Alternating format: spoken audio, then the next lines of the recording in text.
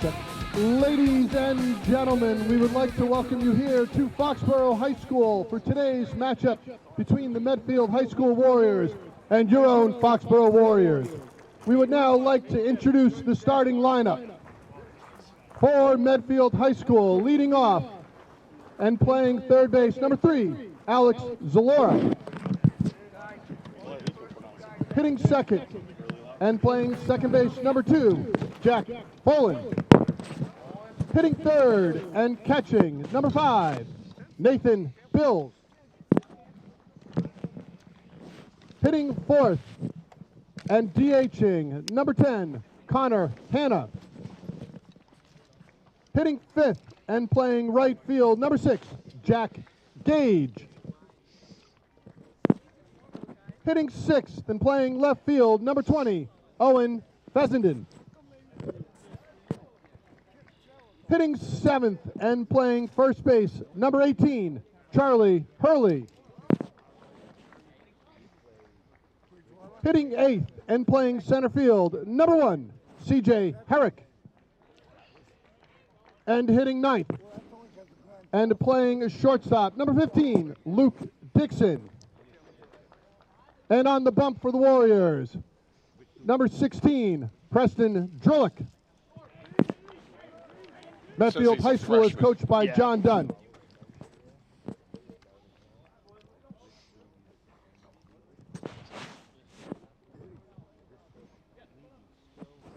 And now, the starting lineup for your Foxborough Warriors. Leading off and catching, number 10, Anthony Rigo. Hitting second and playing shortstop, number 13, Aiden Stowe.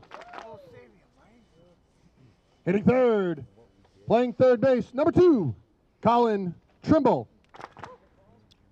Hitting cleanup and on the bump today for the Warriors, number 8, Braden Jones. Hitting fifth and playing center field, number 1, Nick Hardiman. Hitting sixth and playing first base, number 15, Matthew O'Keefe. Hitting seventh and DHing for the Warriors, number 19, Brendan Watts. Hitting eighth for the Warriors and playing left field, number 11, Hank Griffin. Hitting ninth for the Warriors and playing second base, number 7, Harrison Lamson. And playing right field for the Warriors, number 18, Paul Moran Jr. Foxborough High School is coached by Derek Seuss. We ask if you are please able to remove your hats and stand for the playing of our national anthem.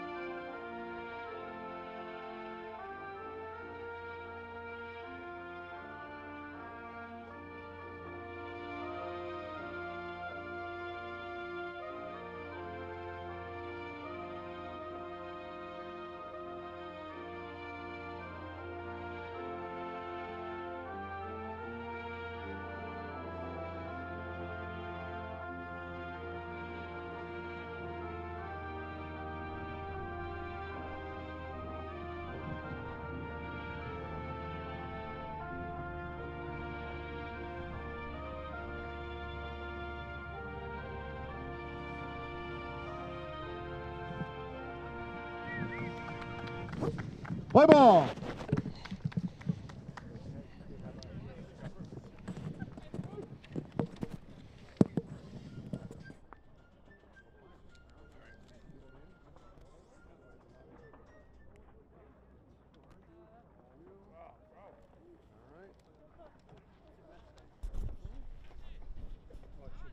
Yes, sir. That's not going to spill, but thank you.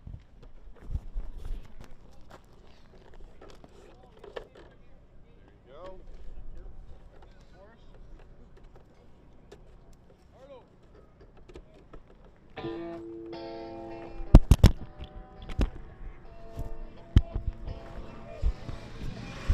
Good afternoon, everybody, and welcome to the Den, otherwise known as Foxborough High School baseball field. Bringing you today's action, Doug Seuss, my partner Phil Thomas. Foxborough takes on Medway in a game between Warriors. We play a lot of teams with the same name as us, Phil. Kind of funny. We just played the Seekonk Warriors, and we're playing Medfield Warriors. But it should be a good game today. Medfield's head coach is John Dunn. His wife Tara is a gym teacher at the Hearn Middle School, so there's a tie there. Overwhelming. And Foxborough is coached by Derek Seuss, my son. Foxborough comes in with a record of 3-6. I'm not quite sure. I think Medfield might be like 6-1 or something like that. I know they're having a great season, Phil. Yeah, they're 6-2. 6-2. Foxborough's coming off a big win though on Wednesday. Big performance by Instow. Yeah. No hitter on the mound, then a 2-run home run. Yeah. And a 2-1 victory. Yeah, not exactly an ideal baseball day. Today's beautiful. The sun's out. This feels really good. See some of the short sleeves out there today, but great day for baseball. Foxborough wearing their latest new style of uniforms today as well. Their Borough version, pinstripes.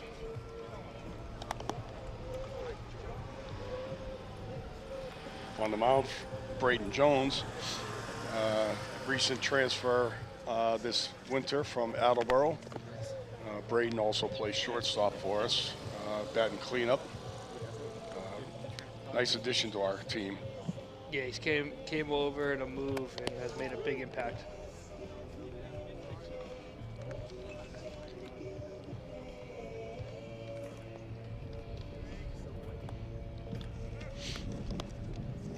All right, get ready for action right now. Ball's all coming in.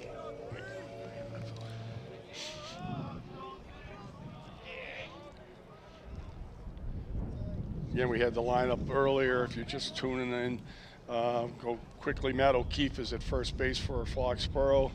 At second base, we have Harrison Lamson. Shortstop is Aiden Stowe. Third base is Colin Trimble. Left field, we have Hank Griffin. Center field, we have Hardiman. And right field, we have Paul Moran. First pitch is in for a strike. Nick Hardiman in center field. Leadoff batter, Alex Zalora, number 3 for Medfield. All right, we got a high fly ball in the infield. Lamson, it falls in. That's going to be a hit. That ball hung up there for a while. It did, and honestly, that was a tough one because there's 3 fielders right there, and Harrison might have been better off yielding that to one of the outfielders. So there's a leadoff hit, unfortunately. And we have a strike for the first pitch.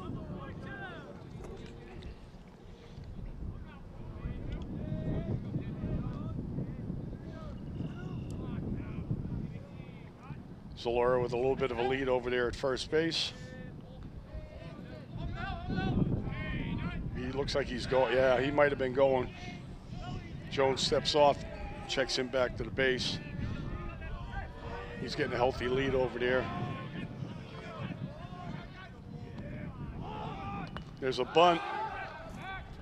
Rigo with a great catch. What a great play by Rigo. What a great play by Rigo.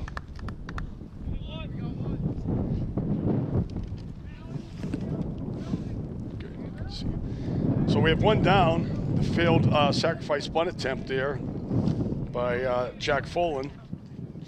Up now is Nathan Bills, the catcher for Medfield.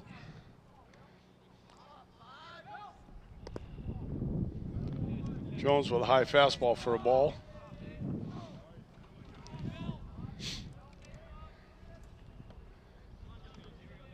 Well, obviously they were trying to move Zalora into scoring position with that bunt.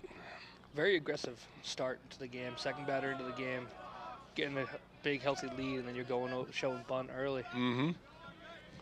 Jones falls behind 2-0 in the count. The runner's getting a healthy lead over there.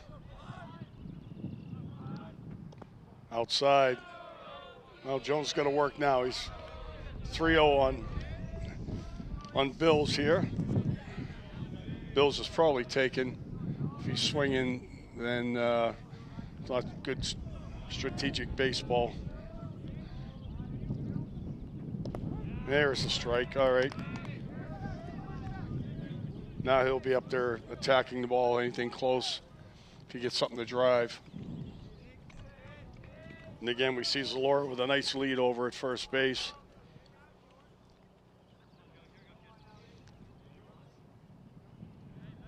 Oh, he has him. Almost had him. He had him leaning. Great move by Jones right there to get him a stutter step. Yeah, it makes you think. We're seeing Coach Dunn throw all kinds of signals out here from the third base coach's box. There he goes. No throw, ball 4. So we have 2 runners on with 1 out. This will bring up the cleanup hitter.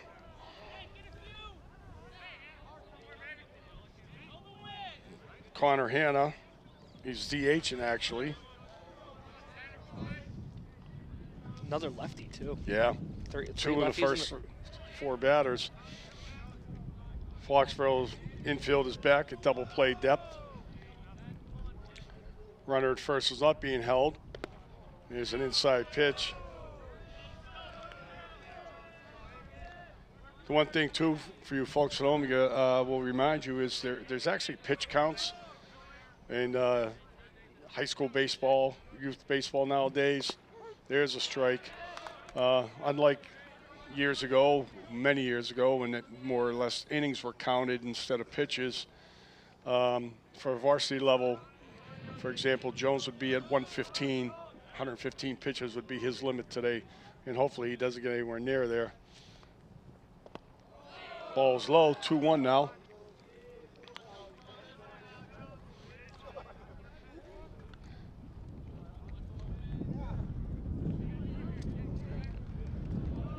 Count. All right, checks his runners. Low with another one. It's 3-1.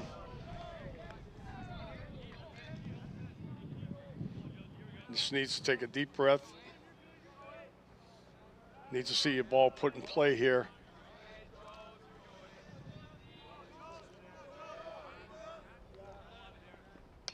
There it is. That's a double. Lamson gets handcuffed on that. They get the out at first base. Runners advance it. So we have 2 down with 2 on, second and third. That was tailor-made double play ball, Phil. Yeah, that's exactly what you need on a 3-1 count, too. Jones to get a good routine ground ball. Got stuck with it, though. Got an out of it, at least. Yeah, you got to get the out. That's the important thing. He knew he had time, he being Lamson. So we have the number 5 batter, Jack Gage, the right fielder for Medfield. He swings and misses on the first pitch. Zalora with a respectable lead at third base. No one holds him there, which is common. Ball's a little high. Rigo goes up and pulls that one down. Evens the count at 1.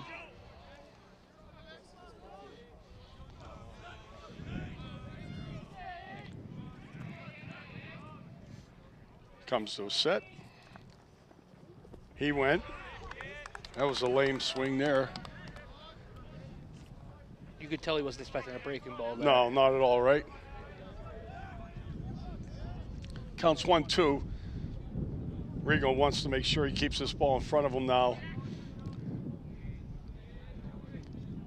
Pitch count like this, you often see an off-speed breaking ball.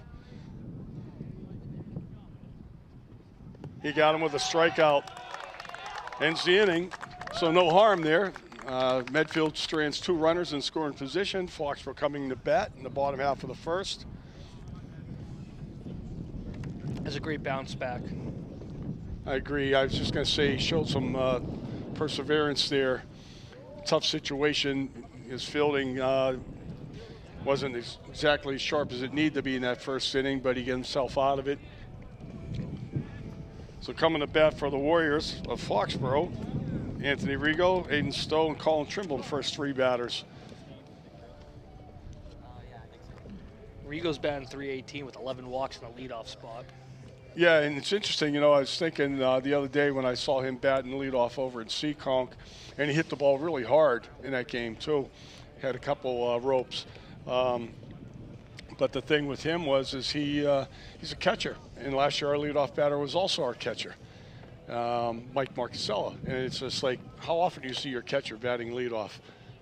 Yeah, I feel like it's not a very often thing, but I think last year and this year too, is both our catchers the last 2 years have been very smart baseball players. Right.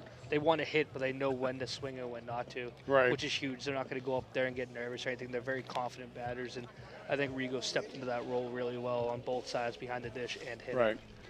I also think, too, is your catchers, other than your shortstop, your catcher's probably your most athletic player, only because every pitch they're involved in the game, all right? And, you know, obviously sometimes you see that, you know, a big lineman type of catcher, but more and more you see kids catching that can move, strong throwing arms, you know, things of that nature there. And both Mike Marcasella and Rigo here are, you know, built similar, very athletic, very gritty. So we'll see what we can generate in the first half of our inning and the bottom half of the first inning, I mean. And on the mound, our pitcher is Preston Drillick, left-hander. We're told he's a freshman.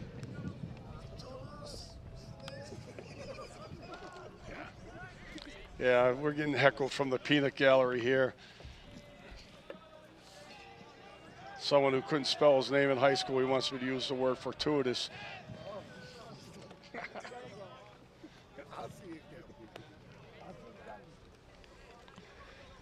All right. Rigo steps in. First pitch is a ball.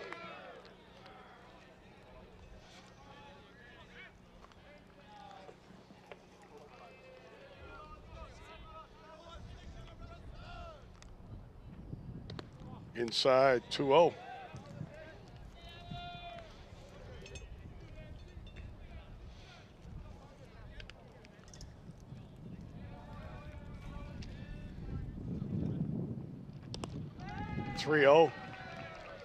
That's good. Yeah. Like that. Get on early. Yeah, he's definitely got a take sign right here. You're not going to see Anthony Rigo swing at this pitch. And there's a strike. Now he'll be a hitter. The other thing, though, with the leadoff hitter, it's great when you get to see a lot of pitches. Even if it's the guy next to you, next up, like 4 pitches, get to see what the guy has. Ball 4. And now we'll see our courtesy runner come in, Jason Penny, for our catcher. Yep. Number 3, Jason Penny. Courtesy runners under Federation rules are allowed for your pitchers and catchers. Doesn't count as a substitution. They're designated at the start of the game. Jason Penny, JP as we call him, has run the bases very well lately. Fast, smart. Now we see Aiden Stowe, who's like our big gun here. As Phil mentioned earlier, he had a 2-run homer, pitched no-hitter in Wednesday's contest at East Bridgewater. Aiden's going to UMass Amherst next year to play baseball. Batting .320. All right. A lot of strong contact. Yeah, I think that's the first breaking ball we've seen. That's high. What'll be interesting, though, is with a lefty pitcher, a lot of pitchers have a great move to pick off, so we might see a few attempts to get that runner at first. Pitch is just above the knees for a called strike. 1-1's the count. Yeah, Penny's got to be careful over first base, but he has Coach Kaiser keeping a close eye on him. Ball in the dirt. Nice block by the catcher right there, Nathan Bills. 2-1 is now the count. Good count to run a hit and run on. Again, though, with the lefty, you got to be careful of your jump. Swing and miss by Stowe. Evens the count at 2.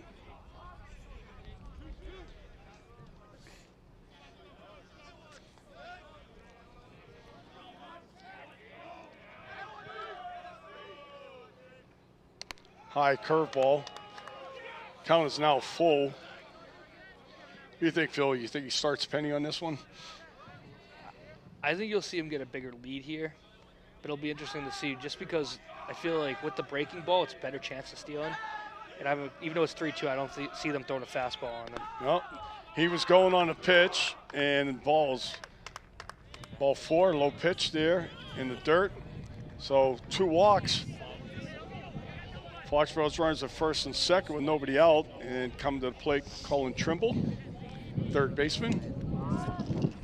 Foxborough's in a good spot here, guy. First and second, no outs. Starting early has been a thing we've been working on a lot this year, so I think having the opportunity here would be great to set the tone. Right. Stowe's not being held because the first and third baseman are both up even with the bags. Pitch is outside. Drellick is struggling here. This is likely the third game in a week for both these teams, so if you're not deep in pitching, this is the game that you're probably going to struggle a little bit more than usual. Foxborough, fortunately, has 3 starters that we can go to in a pretty solid pen, but I'm not sure what Medfield's situation is.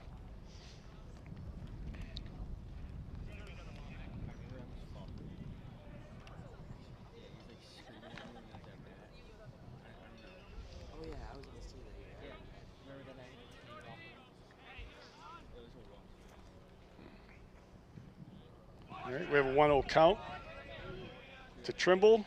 And again, we have Penny at second, Stowe at first. Oh, they're squaring a bunt. Trimble couldn't get it down, fouls it off. That was a pretty high fastball. Yeah, it was. You saw Hurley, the first baseman, charging on the play. The third baseman was holding, Zalora was holding his position. Inside. 2-1. 2 balls, 1 strike. Great hitters count where you could still lay down the bunt if you feel comfortable. Right. He's doing it. Going to take the out at first base. Penny hustles down to third, Stowe to second. Great way to do your job right there. Yeah, that's your number 3 hitter. You don't usually see that. You know, I don't know if we can get a replay on that or not, but you don't normally see your number 3 or 4 batter dropping bunts, even if they're trying to get on base with a hit. I mean, they're your power hitters in the 3 and 4 slot. But so the infield, the corners are up, but they're deep in the middle. We have Braden Jones. He takes a first pitch strike.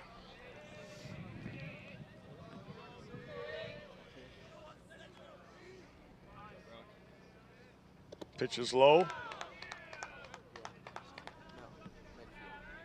1 ball, 1 strike. Jones wants to put a ball somewhere in play to the right side. Second, between first and second base, or into the outfield to get that run home. Swings and misses at a little bit of a high pitch right there. 1 ball, 2 strikes. Contact's important right here.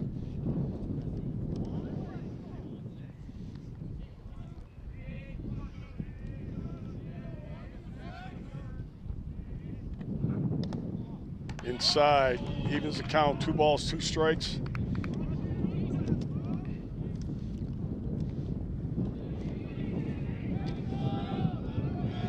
Trillick's pitch count has got to be in the teens already.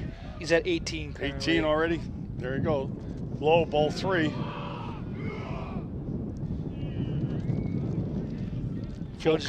Jones doing a great job battling back 1-2. Yep.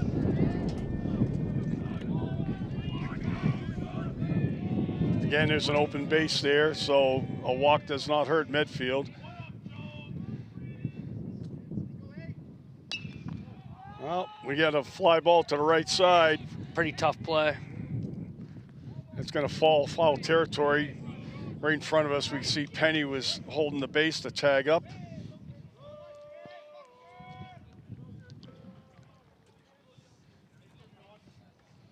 Another life here for Jones. Yep.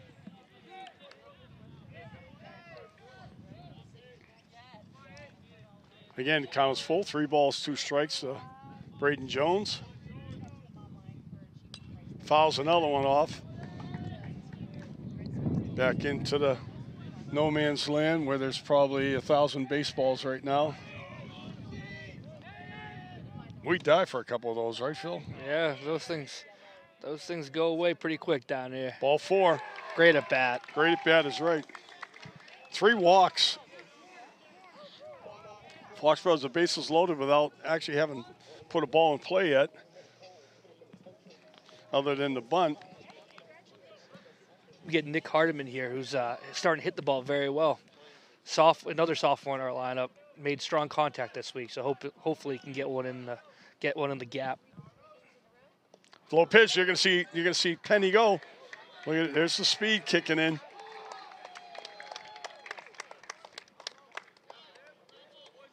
Runners all advanced, but Foxborough gets on the board. I'm going to rule that a wild pitch, not so much a pass ball. I'm going to say it's a wild pitch because that ball was way inside. Yeah, it took a big hop. Took a really big hop. Nice contact right there. And again, the runners are tagging up on it. Out of play. Count is now even, 1 ball, 1 strike to Nick Hardiman. Same situation. He wants to drive a ball to that right side somewhere. Almost gets hit, freshes him back. 2 balls, 1 strike.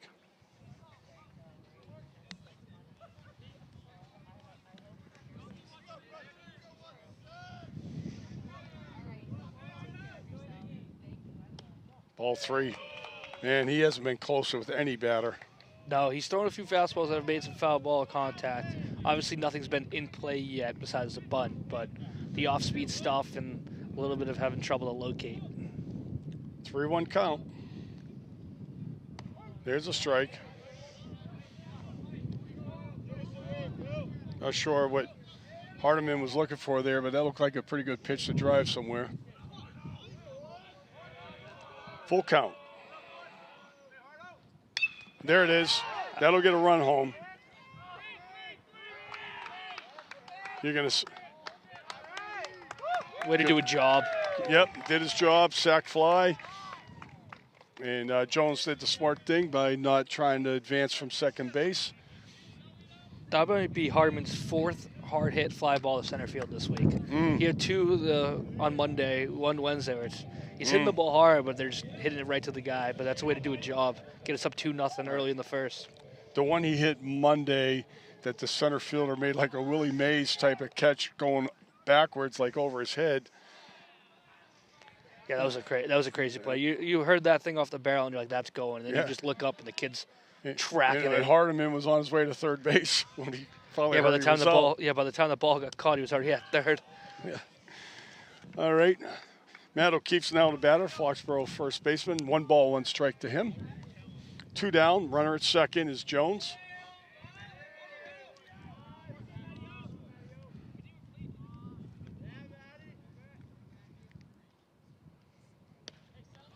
All right. Matt's in a hole now. 1 ball, 2 strikes.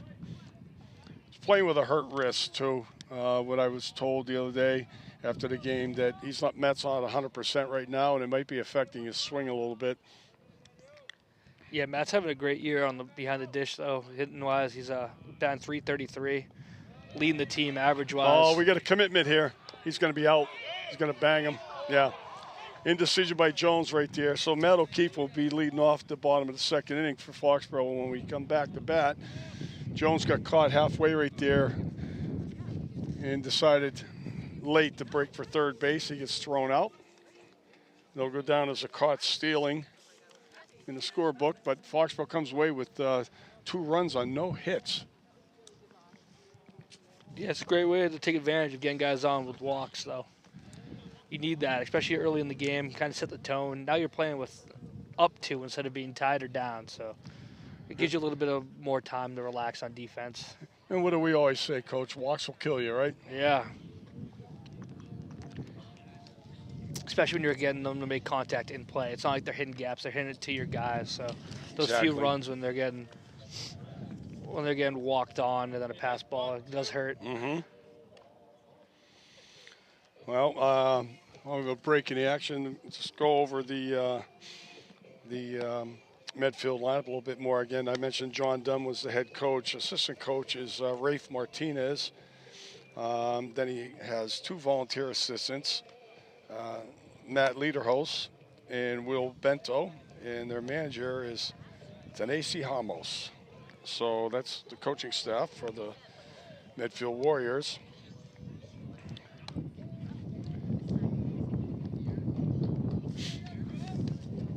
Foxborough assistant coaches, we have Todd Kaiser, Joe Cavalieri, and our man, Mr. Kays, Todd Kaiser.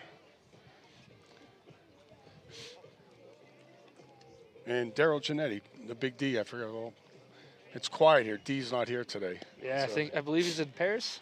Yeah. He's somewhere. He's somewhere, but not here. And if he was here, we'd be hearing him a little bit. He's a great baseball coach, pitching coach.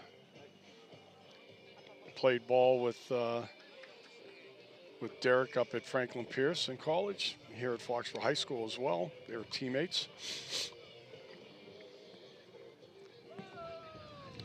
So we go to the top of the second inning. Foxborough with a 2-0 lead.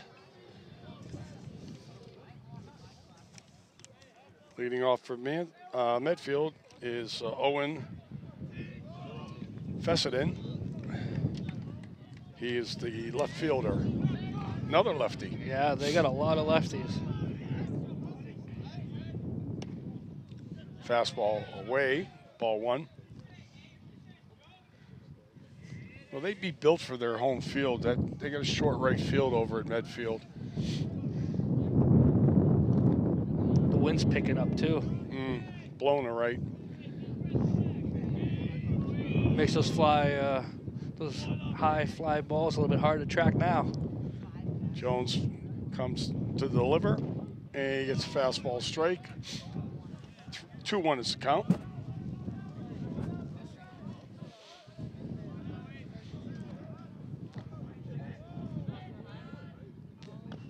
That was off the plate. Going to be foul ball.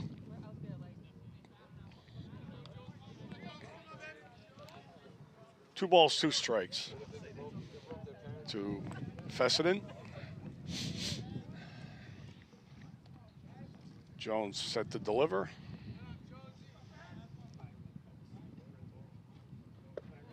Ball 3 low. Count is now full.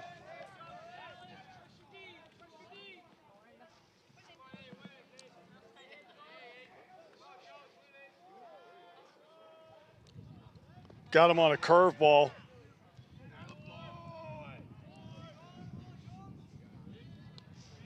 That's a great 3-2 curveball right yeah, there. that's actually pretty gutsy when you have to go to a breaker with a full count. Home plate umpire went to his partner first base to check that swing. We could tell from here that he committed himself. There you go. Good. Back-to-back breaking balls. Yep. Right in there for a strike, called strike. This is Charlie Hurley, first baseman. Jones misses outside, 1-1.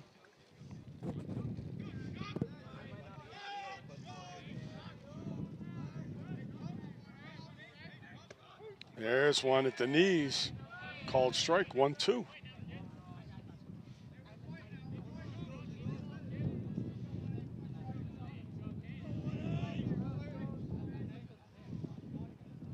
got him on the curve again.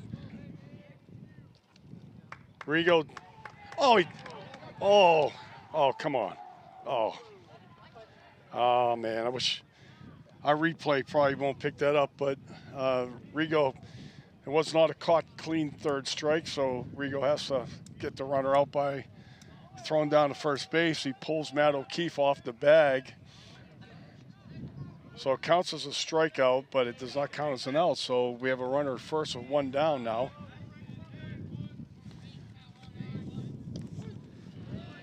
And the batter is C.J. Herrick.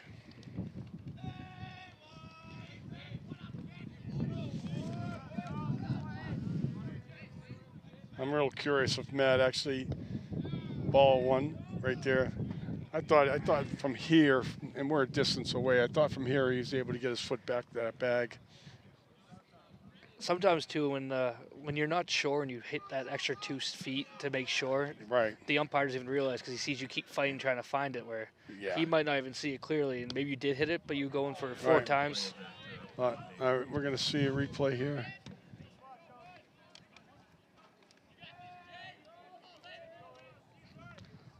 Man, it's close. I think what the throw originally, thank you for that replay. I think originally that, Matt had a stretch for it.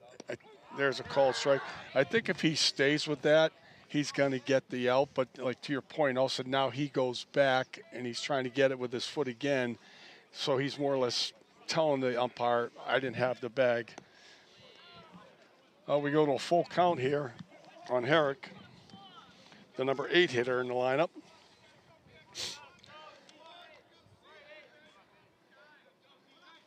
We'll see if we get a runner going on this. Nope. Ball 4. So Jones, once again, has got runners on base, getting in a little trouble thanks to an error and a walk. We're at the number 9 batter. This is Luke Dixon, the shortstop. Top of the order is on deck. Now with your 9 hitter and you have someone on deck, you could see a bunt. Another situation to try to get 1 run, get back into it, make it a 1-run game. Well, he's up there hacking at that first pitch anyhow. Yeah, but not a bad strategy. I mean, sacrifice the guys over for the out, but you get 2 guys in scoring position. And you have your top of your order right behind. Top of your order, right. Ball high.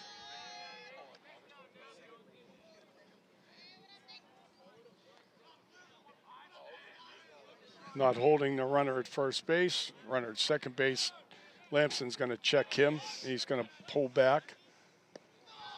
Pitch is low from Jones. We go to 2 balls and 1 strike.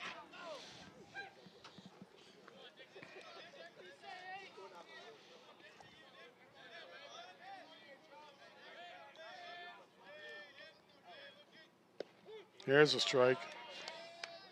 2-2.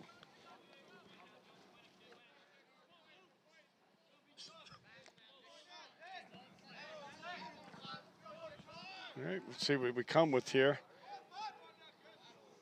Gets him on a low fastball. So now we have 2 down at the top of the order coming up. Zalora.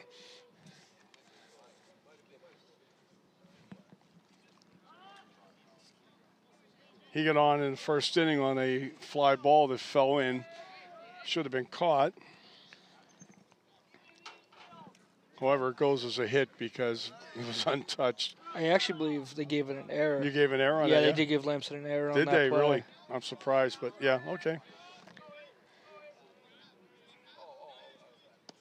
There's a nice curveball. Jones's curveball's been on so far. When you have that second pitch, it really makes it hard, especially when you can throw it comfortably with a full count or a first pitch.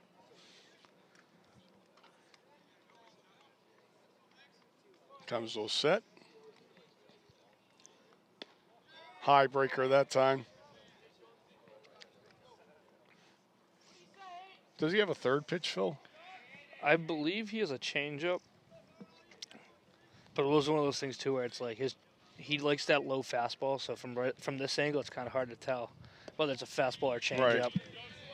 Because it comes in a little bit slower, but I mean, like that right there looked like a changeup. Right. Because it drops. I was in there for a ball, 2 balls, 1 strike.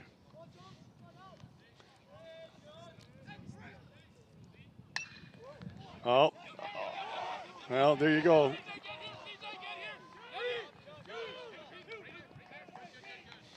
So basically, there's an unearned run right there. The guy who scored was the runner who struck out and was safe at first on the error. So now we have runners at the corners with 2 down. And Jack Fullen checks in at bat.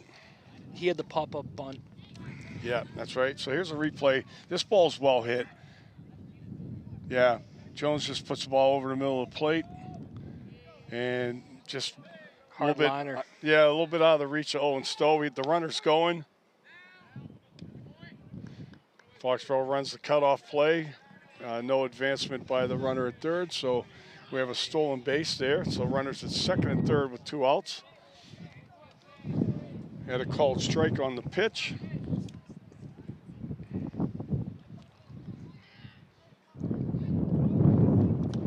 There's another strike. Jones got some good velocity too. Plays quarterback in football. His arm gets a lot of work. Yeah, it's especially on a warm day like this too. It looks like it's coming in a little hotter. Mm-hmm. 2 strikes. Curveball. Oh, did that look good? Yes. Got him. Man, his curve is working today. So Foxborough gives up an unearned run. This last one.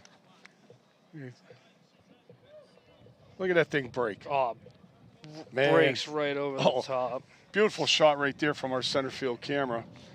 And speaking of cameras, I want to give a little shout out to our helpers here, Froshmore and JV players. We have Bryce Yankee on one camera and Max Carestia on the other camera. Volunteering, but we know that they're here for the cookout afterwards. It's really the reason. Yeah, I didn't get many responses in that group chat until I met. Yeah, until we mentioned food. Yeah, everything changed after that. Yeah. Whole lot of likes, whole lot of volunteers. Coach, I'll do it. I'll do it. Nah, I'm just kidding. Yankee's a great kid, a great player on my team, and he volunteered right when I sent the text out. Same thing with Max. Yeah, Max is he's a great teammate. Never dresses for the occasion, but he's a fun kid to be around. So actually, we got a pretty good showing by some of our players here, Phil. Yeah. It's nice to see them come out and support the varsity. It's always good, too, when we don't have a JV or Froshmore game before. Gets really a lot of kids to watch varsity baseball, see what it takes to get to that next level, making that step from freshman or JV to varsity.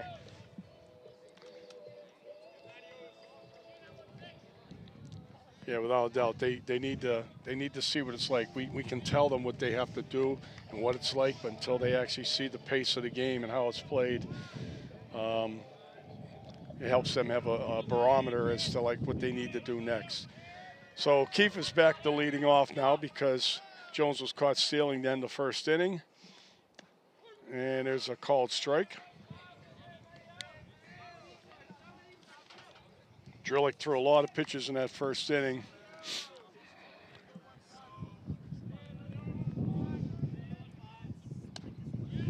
All right. Quickly 0-2's the count on Matt O'Keefe. Just attacking fastball. Upward swing. A lot of his swings are upward motion.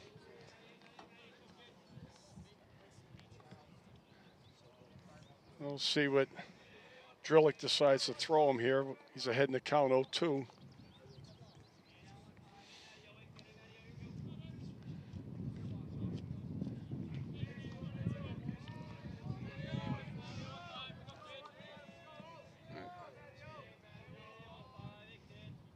Inside fastball for a ball. O'Keefe did get off to a really good start this year, too. A couple multiple hit games. Fouls one off. Keeps himself alive.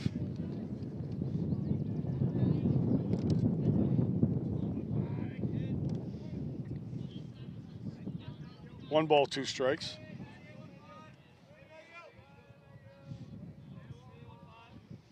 There's a curveball. He misses. 2 balls, 2 strikes.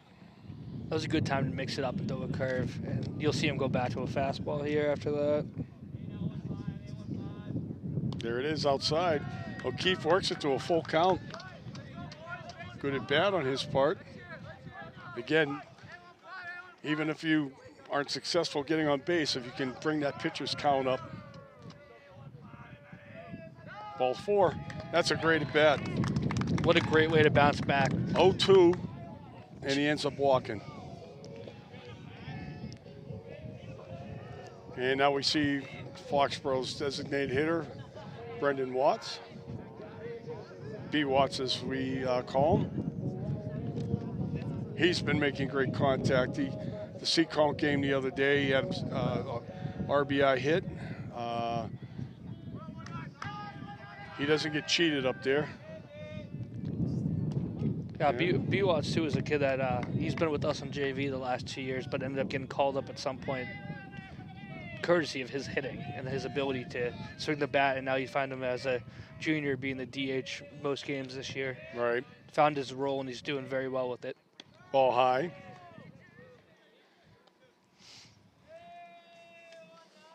Coach Seuss flashing signals. I think we just had a little bit of maybe of a missed signal or something by the reaction. Mm-hmm. There's the that's a great beautiful bunt. Look at this. Throw that ball away. No, I give credit to Drillick. He threw a missile. Yeah, that was a seed. Yeah, it was. But a great bunt. That ball was at the ankles, and B. Watts got his bat almost like vertical versus horizontal to drop that bunt. That was a beautiful we're going to see a bunt. replay. Watch his bat. I love it, showing it early, getting it squared away. Look how he... Inside pitch. Inside pitch. His bat is actually down at like 5 o'clock, and he killed the pickoff. He's all right. He's back. But the ball just died, too, which is a key thing. It allowed O'Keefe to have plenty of time to get to second base. So now we have senior captain Hank Griffin up, the left fielder, with O'Keefe in scoring position at second. Low pitch. Hank's due for a big hit here.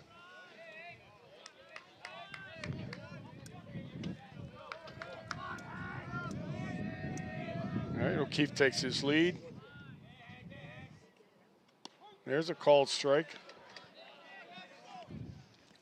1 ball, 1 strike.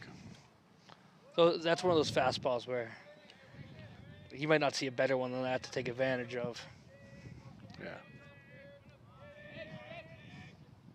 Now he swings at something that's a little bit higher.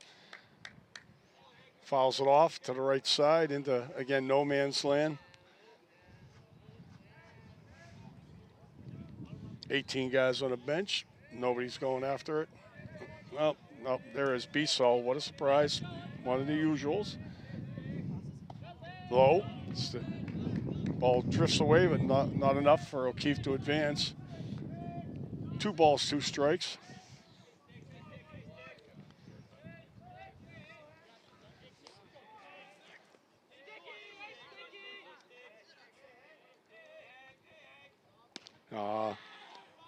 Not a great swing right there. Griffin goes down on strikes, swinging. So we have 2 outs now. And up to the plate is Harrison Lamson, the second baseman. Chops, as he's nicknamed. Pitch is low. Nice job there, digging that out. Nathan Bills, the catcher.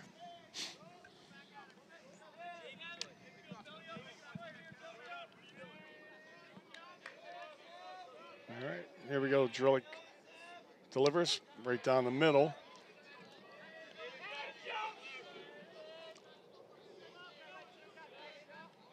Top of the order on deck with Rigo.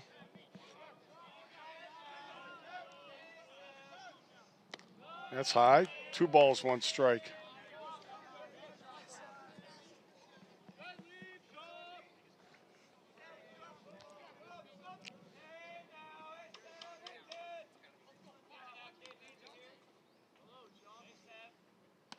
Swing and miss by Lamson. 2 balls, 2 strikes.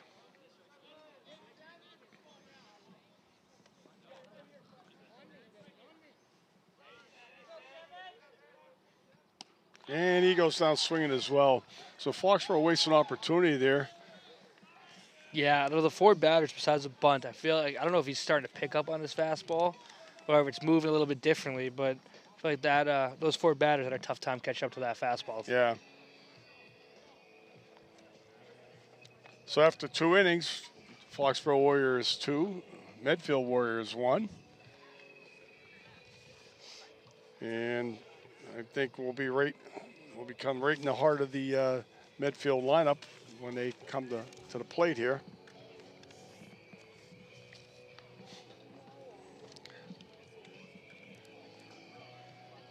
Next week we get back to Hawk League action. Big game with Mansfield on Monday. Yeah, that'll be a good battle. We always play Mansfield very well. Right. And it's also a big rivalry. Foxborough currently sitting, I believe, at 1-1 in the Davenport division. You know, win over Stoughton, lost to Oliver Ames. Got 2-1 because we beat Canton. I'm sorry, check that. And we have Mansfield and Sharon next week. Sharon's now in the larger division, so North Attleboro is the other Davenport member.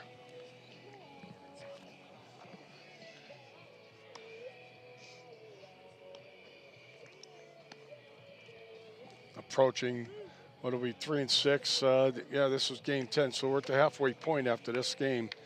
10 games remaining on the schedule. Goes by quick. It does.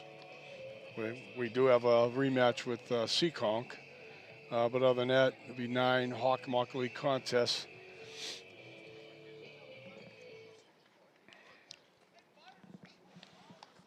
All right, so we see the number 3 batter, Nathan Bills, the catcher, will lead off for Medfield.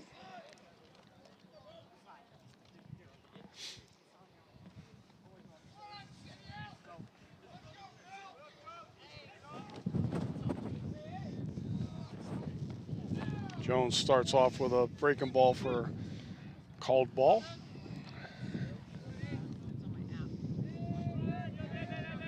Jones starting the 3rd inning at a total of 45 pitches. There's a strike.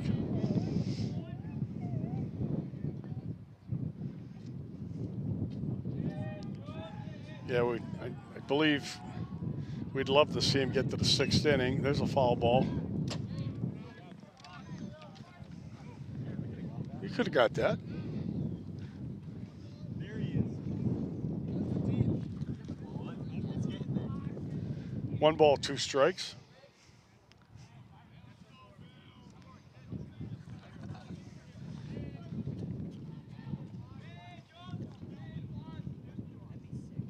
Yeah, boy, did that look good. Not sure where he missed with that one.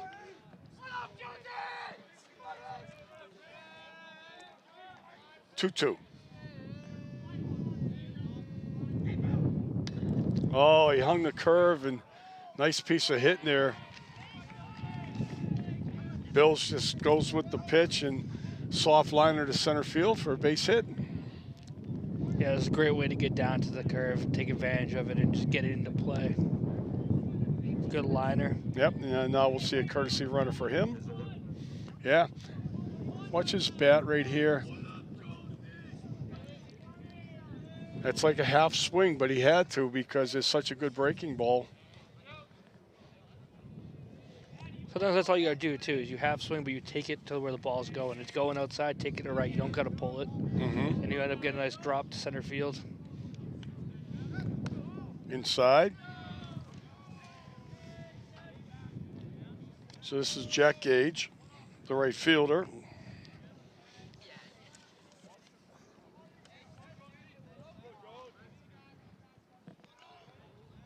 Got a runner going. Not the best throw from Rigo. We have a stolen base by that courtesy runner. I don't have his number. I can't see. It looks like Folan, maybe number 2. Not quite sure. I have to wait till he gets a little closer, turns his back, one or the other. We got a foul ball over our head here. All right. Doesn't look like. Got a good grip. Just Yeah, never I really think stood it's grip, a chance. right? Yeah. So we got 2 balls, 1 strike. Going. We got stealing a third attempt. Yeah, he's going to be safe. Aggressive base running here by Medfield. It's number 8 is the courtesy runner, and that's Adam Farney, or Farn maybe. Sorry if I mispronounced that. So Medfield now has a runner at third with nobody out. 2 balls, 2 strikes on Gage.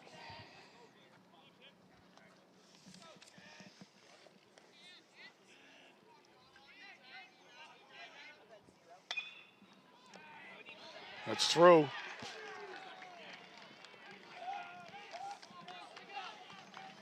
All right, Medfield has battled back to tie this up now.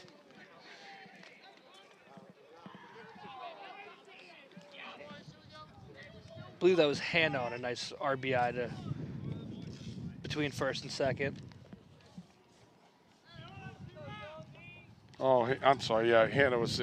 Gage is up now. Gage is up. I now. saw 0 and I was like, wait a minute. Yeah, no, I went ahead of myself in the slam. Oh, beautiful bunt.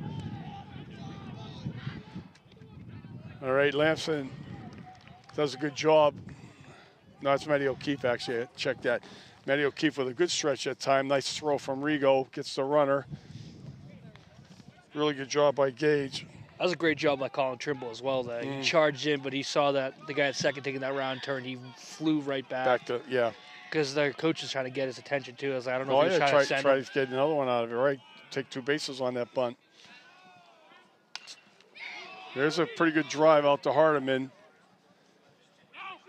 And he's tagging. A little delay here, too.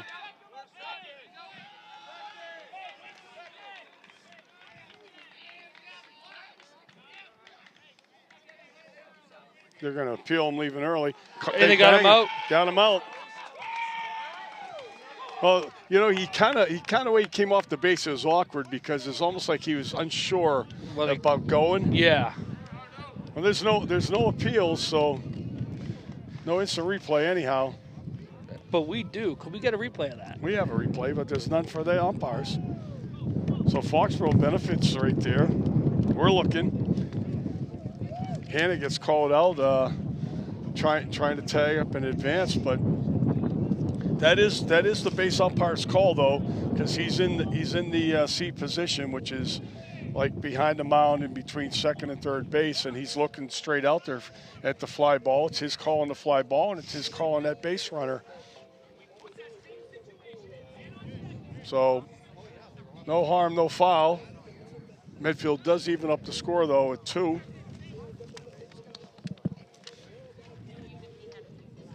Now we got the top of the order, 2 in a 2-2 game, bottom third. Yeah. I think too is like sometimes when you have that, like you're so worried about tagging up that you don't even realize because you're like, all right, caught and go, and it's like sometimes you don't realize where you are on the bag. Right. And like, or it's like, oh, he caught it, but it's not in the glove yet. Or it's one of those things too, where it's like even third base you see it. Sometimes like a kid's just so jumpy to get to that net, get home, or get that extra bag that he leaves that extra second early, and that's all the umpire's doing in that situation. He's looking for the tag more than he's looking for the catch. Funny thing is Hardiman, he's just like, I'm not gonna say nonchalant. I'm gonna say it's just like he's relaxed when he's making that catch. Yeah. So it's not like he's attacking the ball that he's going to make the throw. He wants to make sure he makes the catch, and then he makes a decent throw. But I don't think in his mind he actually thought that kid was going to go. And it wasn't exactly his best throw, but works out for our Warriors. That's a great thing with Hardman, too, is even though he's a sophomore, he's a very confident baseball player. And he's got a very strong arm where it's like you said, of being that relaxed catch. Like, he'll make that grab and he'll take advantage of it. And if you are sleeping on it or you'd like, oh, well, he's not really rushing to throw it, his arm will overpower that and he can get you. Right. And again, like you said, he's only a sophomore. So Rigo's first pitch is a little outside and back to the backstop. Here's a called strike to knees. 1 ball, 1 strike.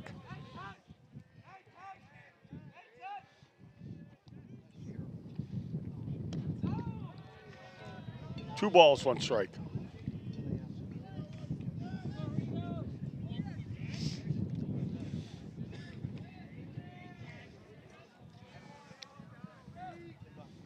Three-one, another pitch in the dirt. Pitcher gonna get a new ball out of that. 3 balls, 1 strike to Rigo.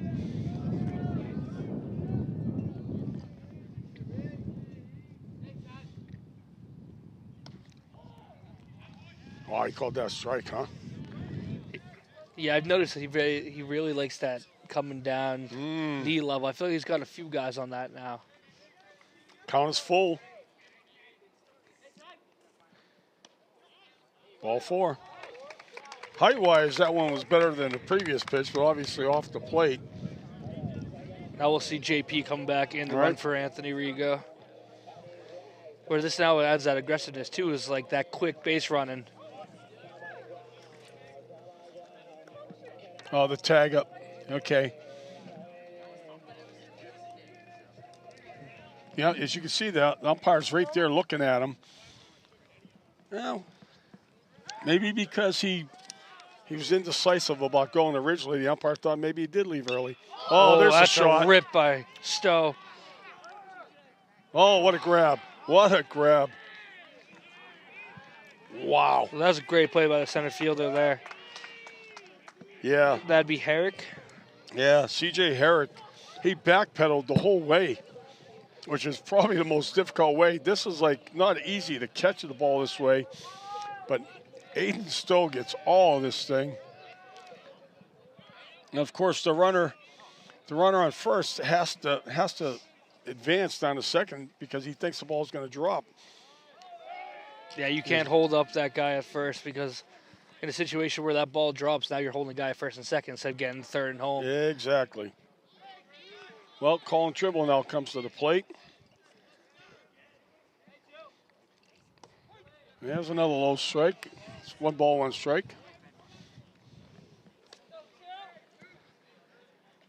Well, I tell you, Stowe hits the ball hard. Man. Yeah, especially when he's hitting, he's hitting. Wow.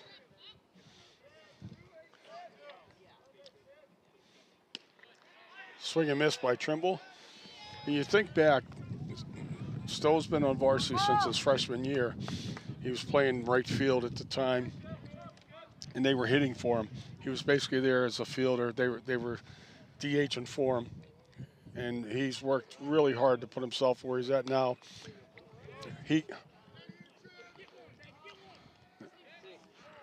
Well, ground ball to second. We get the force out at second base.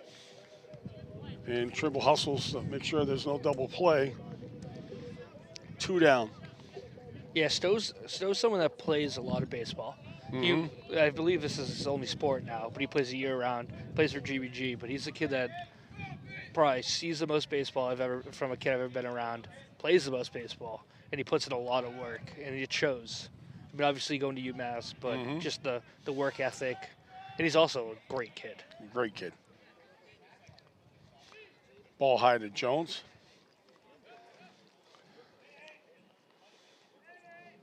what's interesting, I haven't seen this lefty take one throw over, which is interesting because you think of a lot of lefties have a great move or just get them off that but I haven't seen any throwovers yet, which is surprising. But Foxborough hasn't taken a really generous lead yet to kind of test that, so I don't know if he's just waiting for that time to really catch them. Because you don't want to give them that advantage of seeing it. Seeing what your move is especially if the move isn't like a really slick move where it's a little bit more of it's obvious. You don't want to show that right away if they're not leading. All right. Jones walks on 4 pitches. Yeah, I know what you're saying. It's just like, if his move is really good, you don't want to tip that off when you're not going to get the guy because, like you said, Foxborough's not taking really big leads.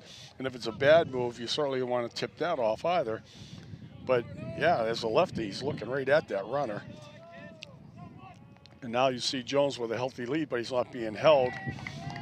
That one's high and tight to Hardiman. Yeah, because he did early in the game. I think it was the first inning. He threw back to second on Stowe, or O'Keefe, and it was a very good move. It was O'Keefe, yep. It was a very good move back to second. So I was like, okay, he's definitely got a first, but like we're seeing, they're not taking that huge lead. No ball. 2-0 count. That's 6 straight balls.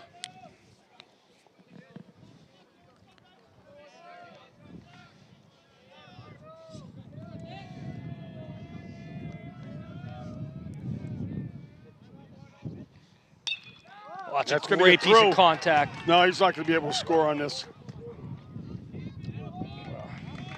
That's too shallow. Nice hit, though. Great hard ground ball in that gap between short and third. But it was too hard to get that guy coming around second, even with 2 outs to score. Yeah. Fessenden comes up firing, too. But, yeah. So 6 straight balls, and again, he saw a pitch he could drive somewhere before he went to a 3-0 count, let's say. Now Matty O'Keefe's up with the bases jammed. Ball low. Great opportunity here. Nice healthy lead there at second base, too.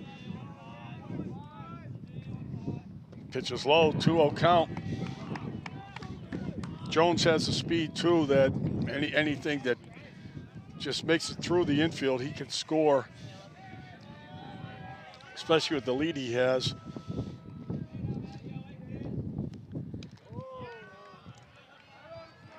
All right, swing and miss by O'Keefe. 2 balls, 1 strike. We're in the bottom of the 3rd inning here, Foxborough. Ball high. 3-1 count. Yeah, pressure's on him now. Drillick has to throw a pitch that it's got to be in the strike zone, or he's going to walk home a run. Yeah, you got to really love this if you're going to swing at it.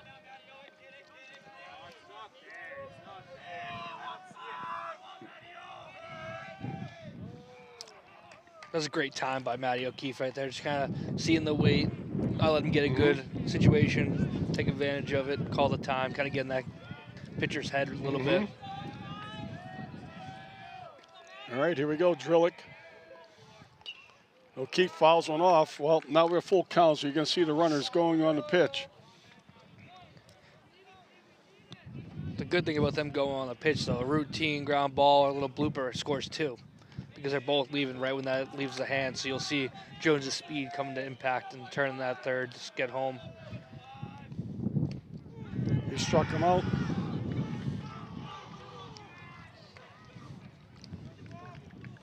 Well, Foxborough leaves 3 on the bases.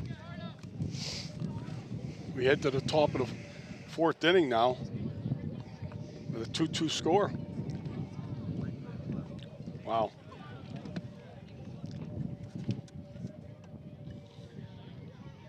Oh, that is inside. That's the thing, though. Sometimes when you jump back, we've been saying it all week in practice, even our JV freshman guys and our live scrimmaging, because we haven't had many games. When you hop back like that in the zone, it only gets bigger.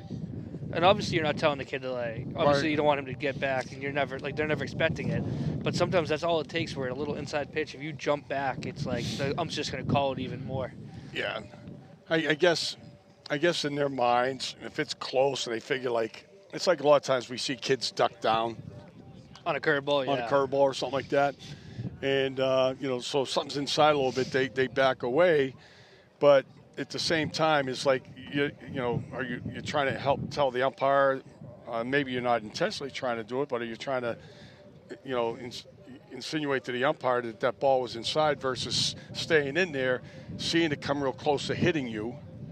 All right, and then all of a sudden he realizes that you're off the plate, and yeah. Yeah, definitely. And I think too is like, at first before he rung him up, when he jumped back, I thought it skimmed the jersey from the way it moved. Right. But then you look at the replay and you're like, oh, him bouncing back like that kind of makes it more, and right. to where it's a little bit, it's inside on that plate, in that box area, but just that hop back. And I think too is sometimes when you have a good curveball, and like you said with the bend or the jump, and then the jump back on a fastball or a low reaction on a low pitch, that's sometimes all it takes. Where it's not even where the ball ends; it's your body reacting, and the ump's ringing you up on it.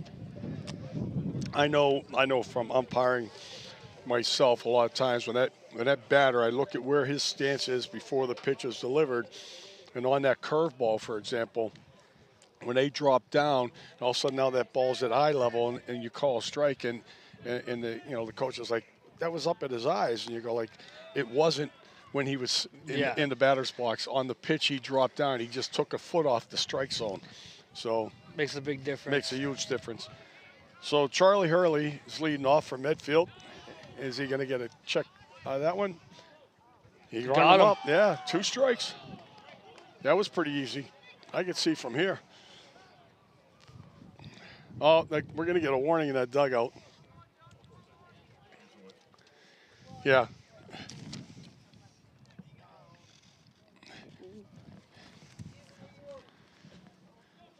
Again, someone got a warning coming over this way? From the bench. So Coach Dunn's being called over by the umpire to get his dugout under control. This was one of the ongoing issues too with not just high school baseball but youth baseball too.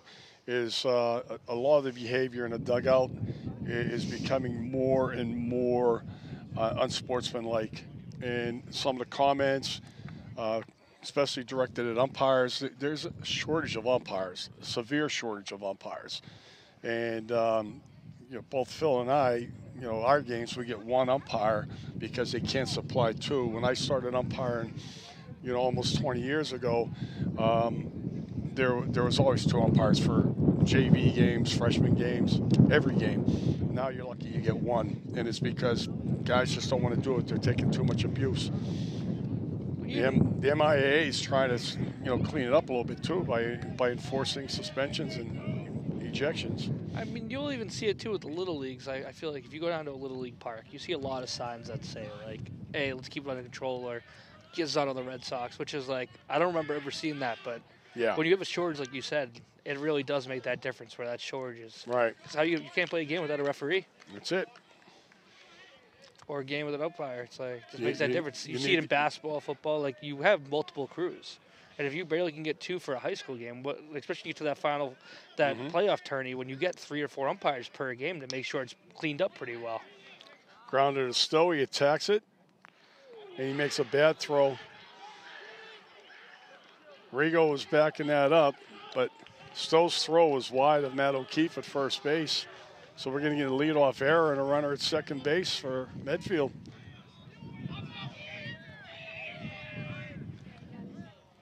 That's one of those freebies that you can't let happen, routine ground ball.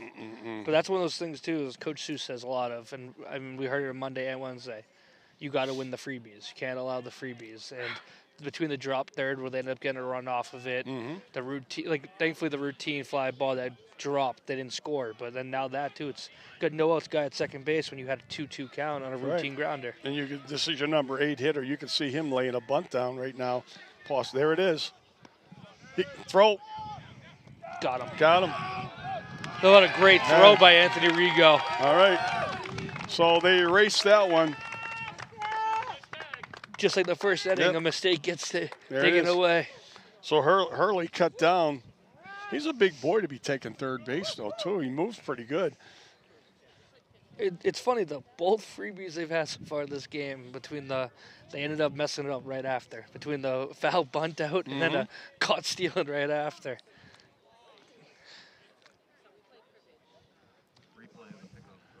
Yeah, this is. He misses the bunt. Double pumps too. That's a great throw. I mean, double pumping and get him still is awesome. Because usually when you see a catcher go that double pump, it's hard to get that guy. Trimble was there waiting for the throw too. So we have 1 ball, 1 strike. 1 out now. Good job getting that tag down to where the foot meets the glove instead of the bag. Ball hit straight away center field. And again, Hardiman looks so comfortable. Yeah. He's gliding over like, yeah, I got this. 2 down. Brings up the last batter in the order, Luke Dixon, shortstop.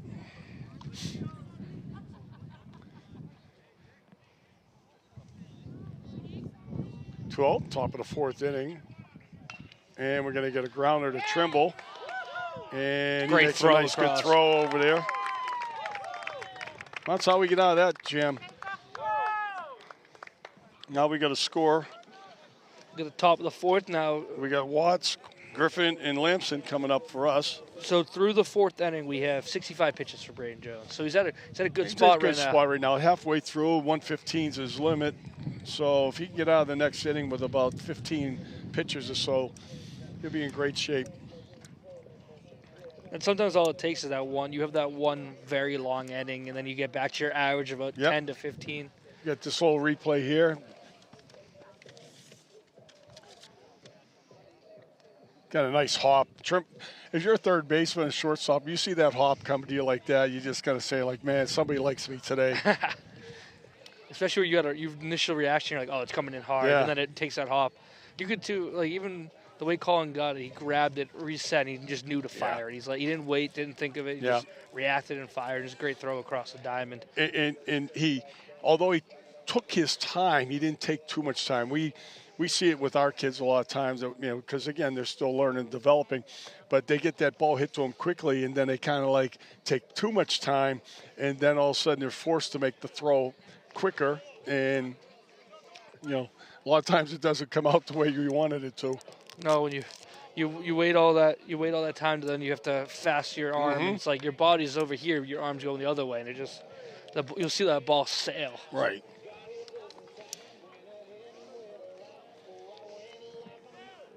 So Watts, Griffin, and Lamson come to the plate for Foxborough. Watts with a great bunt to get the runner advanced earlier in the game.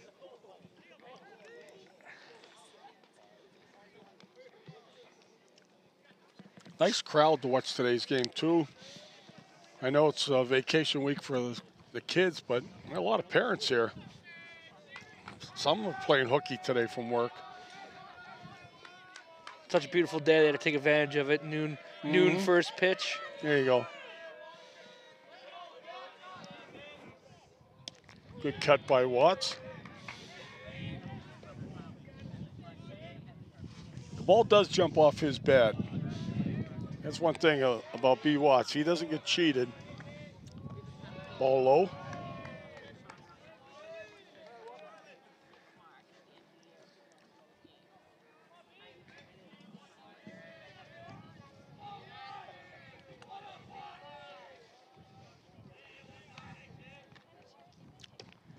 Check swing. He's going to get called on that one. Yep. You swing too much when the ump doesn't have to check first. He rung him up behind. Well, he's now in the hole. 1 ball, 2 strikes.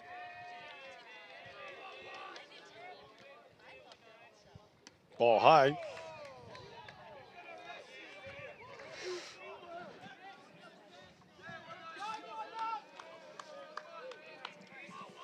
Really comes to a set. And again, Watts digs one out of the dirt there. Off the He back. dropped it. That's going to be an error. Going to be an error on the first baseman, I'm going to say. He dropped the ball. Which helped too is I think even though he dropped it, I think he may have stepped off, but that was He was coming off. Those hard hit balls to third and down that line make a big difference. And now you see the strategic part too coming in. It looks like we got a pinch runner. Yeah, he's starting to come off the bag.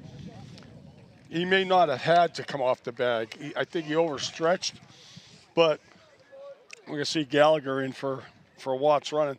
But the interesting thing is that, again, Watts went low for that pitch and hit a nice hard ground ball. Without bouncing, the thing was like rolling on the carpet there.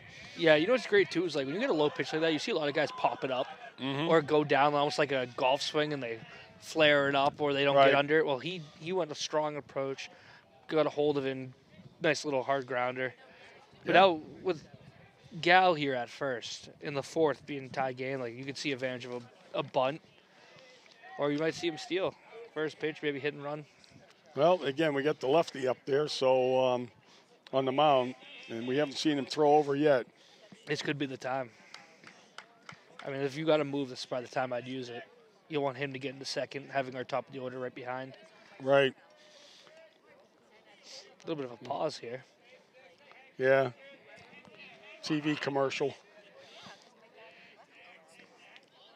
Hank was squaring the bunt.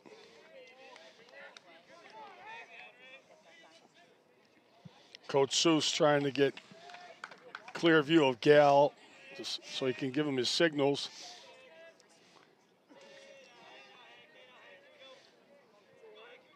He might be throwing over. There it is, first time. The ball's under Gal here.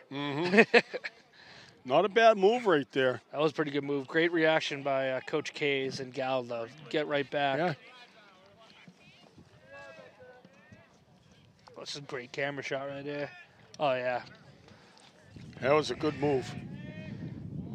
Hank, with the bunt, fouls it over the backstop. So now we know why he's been waiting to hold that move until now, because that is a very good move, and you don't want to give anyone that intel on that. But that's a huge miss right there on that 1-0 bunt. Right. 1 ball, 1 strike now. Got to get the ball in play. Gal's going. Hank puts the ball in the air. It's going to just end up being a fly ball to right field. Good job by Gal to get back. Yeah. That's a huge missed opportunity, though, for Foxborough. Yeah, it is. Especially where you have Lamson, who's actually magnificent bunter. So it's like you could still go for the bunt, but guy at second with a bunt, it's a lot easier than a guy at first with an out. So we have 1 down. Lamson, the last batter in the Warrior lineup. Rigo on deck. Top of the order. We see over in the distance, I can see someone warming up for Medfield. Another left-hander throwing over there. Lamson swings and misses.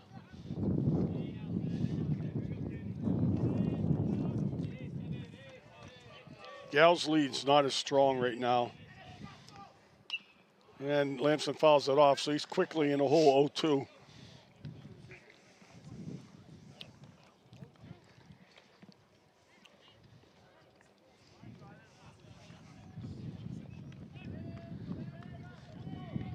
Gal may be going here. Nope. Ball's low.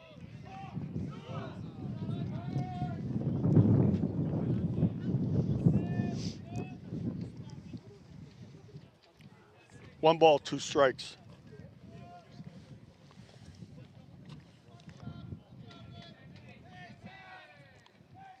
All right.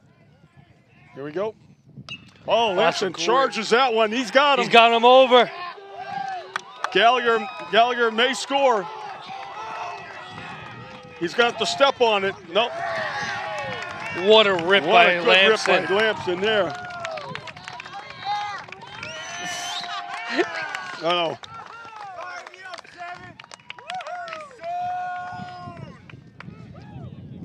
Lamson got a hold of that one. I don't think I've ever seen Lamson hit that. With 2 strikes on him, no less, he drills one. That thing was smoked. Oh, Full yeah. barrel on it. He turned on that one. So now we got a runner at second with still one out, top of the order. Up pickoff move.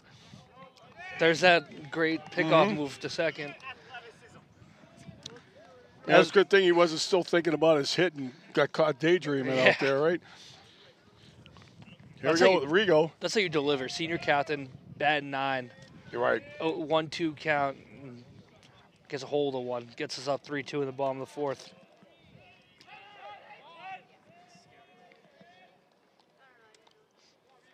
All right.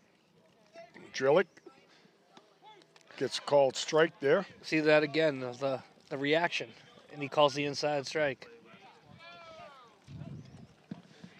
Now we're going to see this ball where it's driven to now. Oh, yeah. Now we're going to pop up the right side. Tough sun. Oh, what a grab. What a grab. That is a great play over there by Hurley. Now we have 2 down.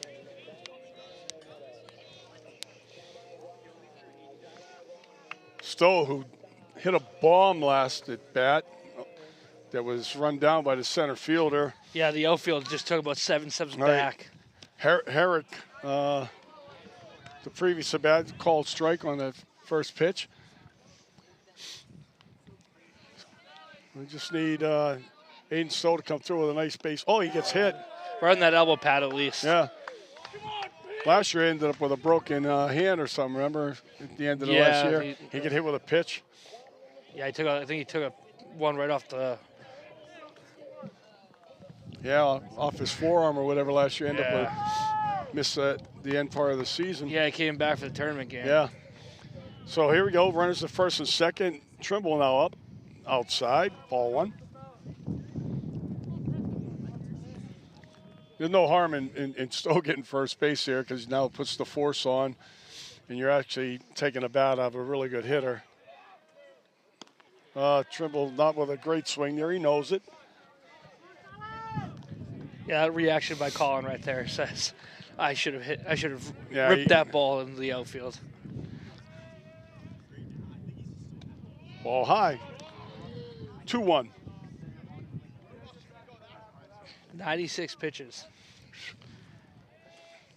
This probably the last inning. This could be it. Like you said, there's a guy warming up over there. All right, 2-2. Colin just needs to put his bat on it.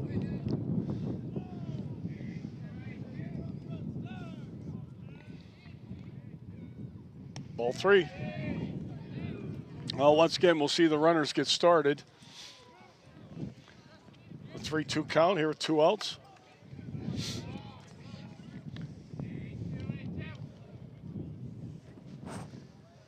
And they're off. There's a foul ball. And reset.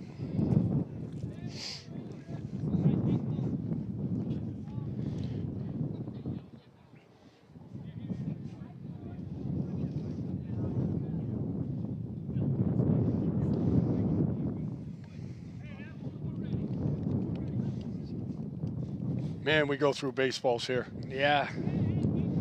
Like I said earlier, we'd kill for some of those. Those are brand new, too. It's not like we're throwing in. They get thrown in, they get thrown out. That's it. You know, in the game for like literally 3 pitches, fouled off into the woods, see you later. That would be a great investment. Nice little netting around the backstop. Well, any of you alumni that may be catching today's game, if you just happen to have a few extra dollars that you're not using for anything, think of that. I mean, anything hit off to the baselines, it's kind of difficult. The backstop is back way too far for what it needs to be effective because the apron on top doesn't really catch anything. You know, if that backstop was 15 feet closer, then you'd probably get more of the balls hit behind the plate. But to either side, Phil, your point, we could use some good netting here. Go from dugout to dugout. Yeah. Well, we can have the trainer come out. I'm not sure what's going on. Maybe he's developed a blister. Although it's his non-throwing it's hand. non-throwing hand, so did he get stung? I mean, I have seen a lot of bees around. Yeah, here. maybe he did. Maybe he got stung.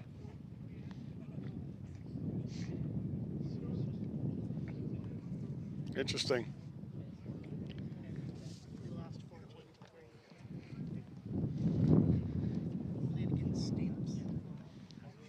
All right. Whoa. Oh, by that reaction? Well, He well might- actually, his catcher touched his hands, and boy, he buckled right there.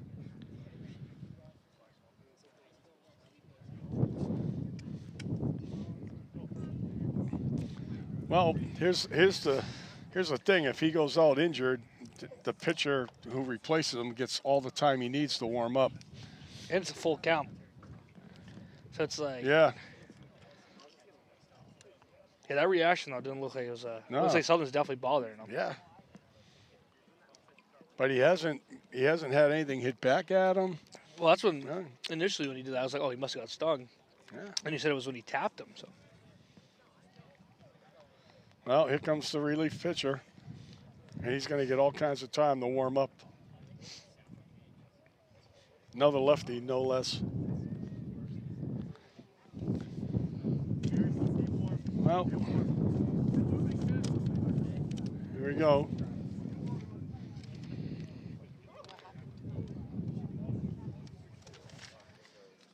What happened to it? Can't tell from the video.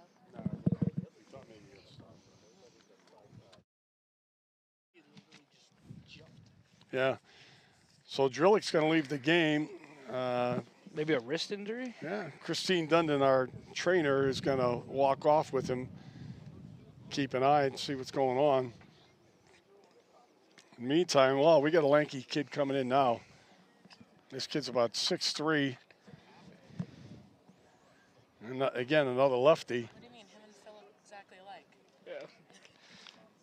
Kid might be 14 and have about 7 inches of height on me. Really. Number 9. Oh, boy. I love this name. That's all you, Coach. Skokalowski. I think I got it right.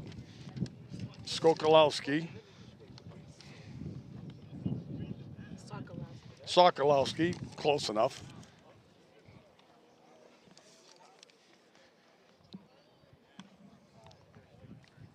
He is tall and lanky. Could be a very awkward situation for the pitcher, though. Oh, You, like you you come said. into a 3-2 count, coming right out of warming up, got a little rush warmed up. So you could tell they were getting ready for next Right. inning. I guess the only thing to his advantage is that bases aren't loaded. Yeah, he gets that because free He, pitch. he gets that. So if he walks, it's not the worst thing in the world. But honestly, if he had bases loaded and you were in that situation, it's just like, shoot, I got to throw a strike this very first pitch. From watching his warm up, though, he's got a very good breaking ball.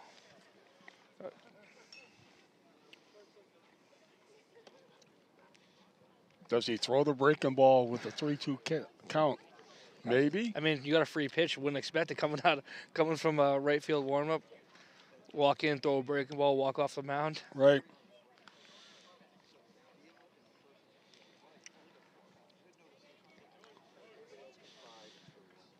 Again, a beautiful day here.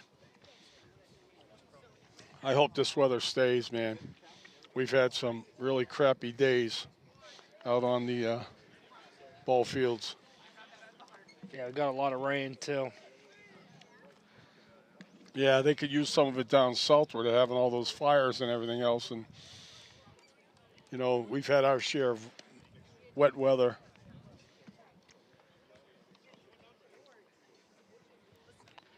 What would your approach be as a hitter? Because, I mean, it's a full count, but you're going in. It's like you can't even see a pitch before you go to swing. True. Like, you got to go in there being aggressive. Your practice swings were just here Well, for the kid warming up, so you don't really know, like. the only thing I would say, Phil, is that you have a player of the caliber of Colin Tribble, is a 4-year player. You know, he's seen a lot of pitches in his life. that, you know, he's better than like a freshman being put in this situation. It's a very good point. So here we go, 3-2 count. Runners will be off on the pitch. And he gets some, he does throw the hook. He throws the curveball and Trimble fouls it off. And the new baseball saw 1 pitch. There you go.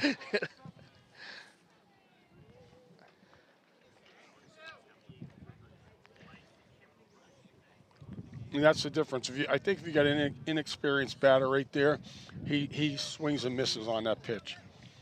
So once again, we'll see a similar thing.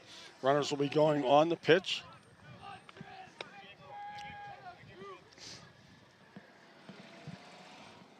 Another foul. There's the other baseball. 2 balls. 2 in, 2 out. 2 in, 2 out.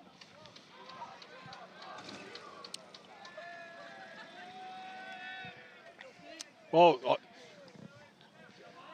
to Sokolowski's credit, he's thrown 2 in the strike zone so far. And another one. Get another dozen balls. Yeah, get it ready.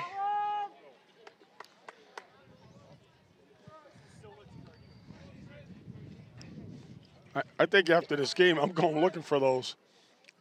He walks them. Do 4 curveballs. Yeah. Yeah, I know he's a cleanup hitter. But still, I mean, well, he's our 3 hitter, I'm sorry. But still. All right, Jones gets a chance to help himself here. Bases loaded, 2 outs.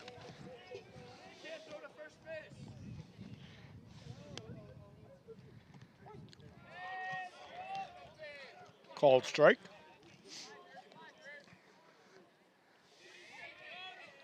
There might be literally 8 brand new baseballs that have seen 1 pitch in that woods right now. There's another breaking ball. Low. 1-1.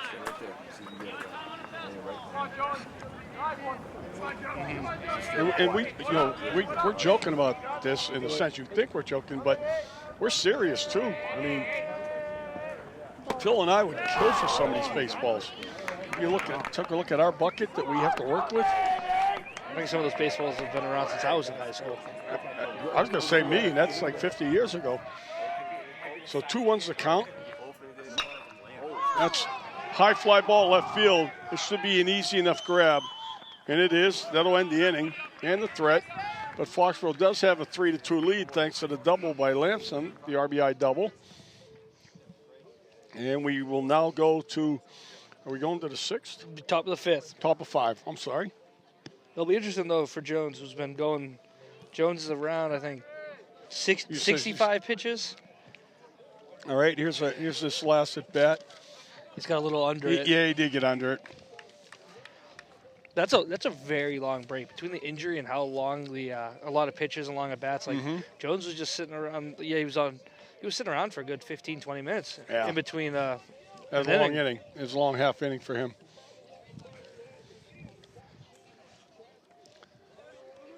We don't have anybody warming up in our pen yet.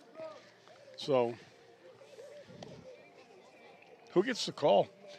Could be Trimble himself because Trimble. Yeah, Trimble didn't throw a lot Monday. He didn't throw a lot Monday. He was out of the game early. I think it all comes down to what the score is and how tight it is. Yeah. I think if it's a leading game, you go to someone like Colin, where if it's 3-3, you might even see Colin's little brother, Michael, come in. Yeah, Michael could come in. Because he didn't throw for us Wednesday. And he threw Monday in the relief. Right. I believe Franco might be optioned. Franco threw a lot of pitches on Monday, though.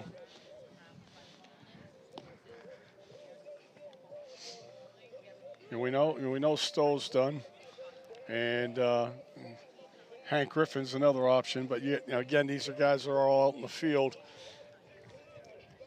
Yeah, that's the thing is you can throw Jones at third because that's where he can play, or you can put Stowe there, put Jones back at short, which isn't too bad. Or even like if Lamson was to go in, but you got to pull someone off your bench to go to the left. If you were to go to Hank. Well, we're at the top. Do you order? Zalora is leading off. He got hit his last time, I believe. Well, the key thing too is like where Trimble just batted. When they come off for this next half inning, he could go down to the pen immediately. That hit him? I believe he just got hit. Yep. Got him in a helmet. He's been on base 3 times. That's what you want out of your leadoff batter.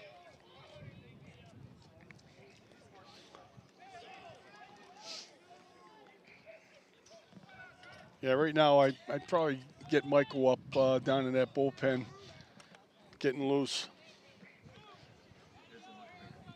Yeah, it's got him in a helmet. That's why they wear him. Got a good lead over there, too. Oh, he had him leaning.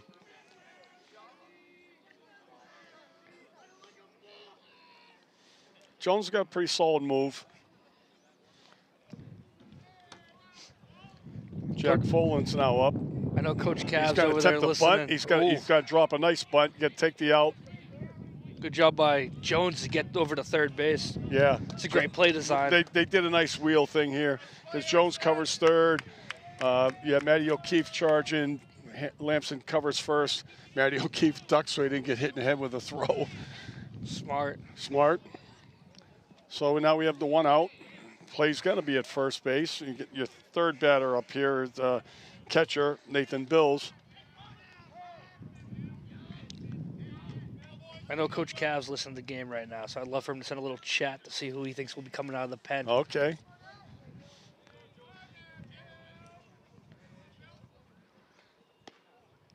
Nope, misses. I'd love to see where that curveball missed. Good height.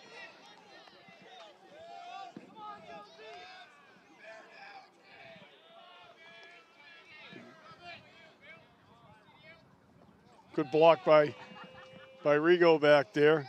2-0 the count.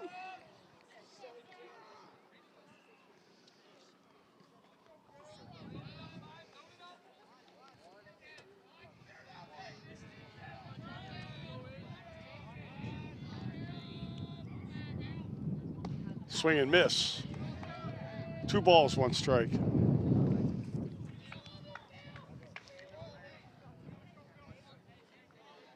Jones seems very relaxed though when he's pitching too. It's just like under control. Oh, that's a good pitch. Missed some. Must have been inside. 3-1. Yeah, he's wondering where he missed with that one at. I'd no sooner say how he looks nice and calm, and he's right. He's just like, oh.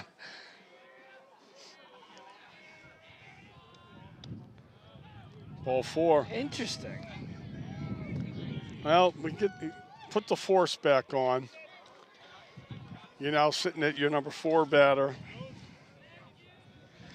Coach Sue's coming out for time. Yeah, Connor Hanna. He's 1 for 2. Yeah.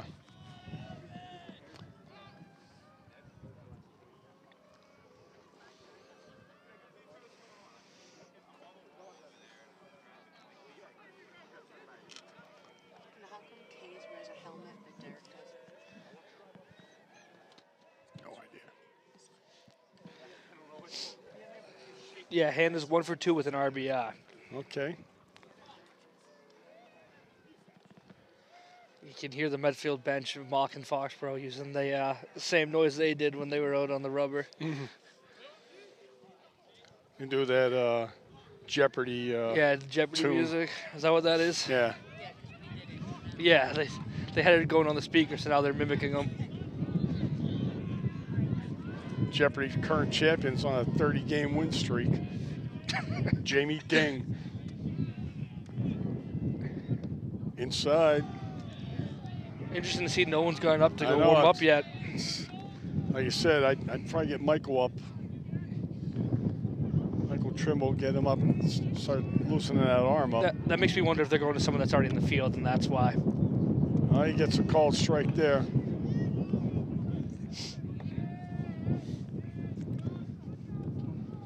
Need a nice double play ball here. Nice 2-hopper to the middle infielders.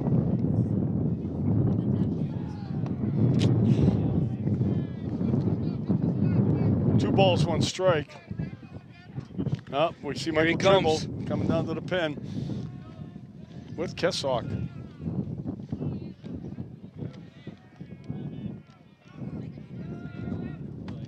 Heads up. There's another one in the woods.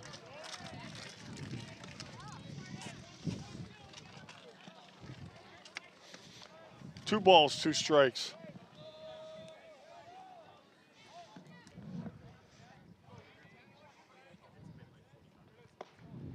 Let's been. Wow. Gonna stop myself. Wow. Well, he's been calling that one, but now we get a full count. It's very interesting because it's like I feel like he's got a few guys on that. And it was a pretty consistent low strike, which it's just fine when it's consistent. High. Well, he's definitely in trouble now. All right, so Gage is going to come to the plate. Right fielder, bases loaded. We only have one out here. He's still doing bands and pen too. Yeah. And Coach Seuss has already made his one visit, so he can't buy him any time. If you need a ground ball or get something out of here. Now we got a right-handed batter coming up, so this is Gage. A nice one hopper to Colin Trimble would be perfect right here. Well, swing and miss by Gage.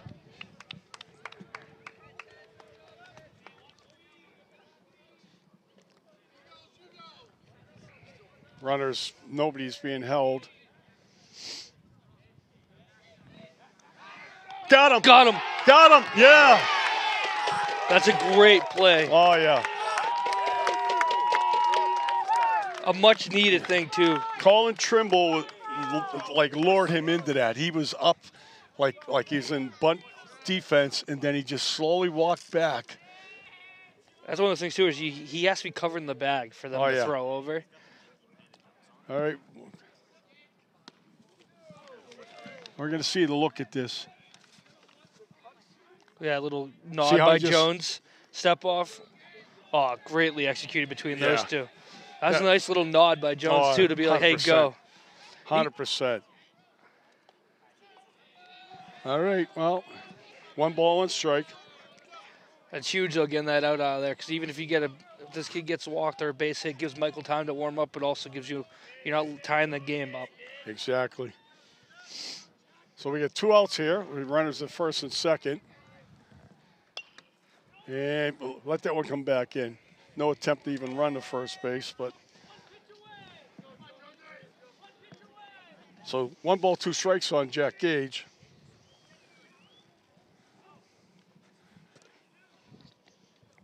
Medfield's hurt themselves with some base running here today. I mean, had the runner called out, leaving early on a fly ball. Got pick off right there.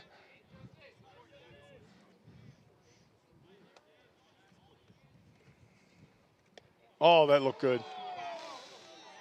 That looked good. Especially, too, is there two base run mistakes are guys in scoring position. And scoring position. Which is a huge, especially in a one-run game. Those are going to eat you on the bus ride home if you don't end up winning this game. When runs are at a premium. Foul ball off of Rigo's. Rigo's helmet to the woods.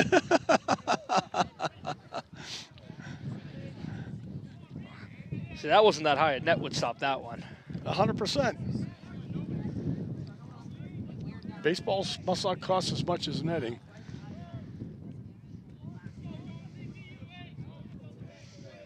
A year's worth, maybe not, but I mean, they've been playing on this field now for about 8 years. I feel like 10 years. We've had to go through a bucket already today. Oh, yeah. Maybe even 2. Runner's going.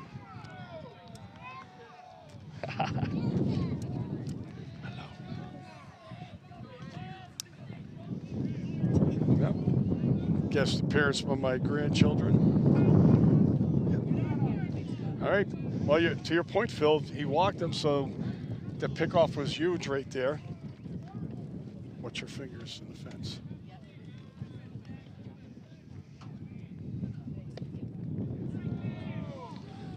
Wow.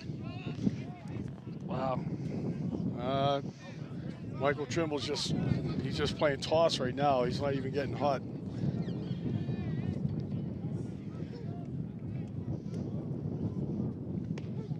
a strike. Good bounce back pitch right there, 1-1. This is Fessett in here.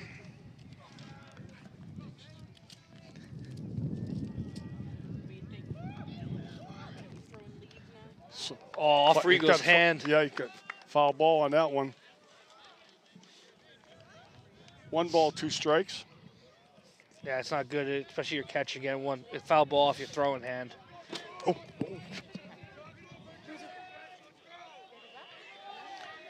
All right, good pitch right here.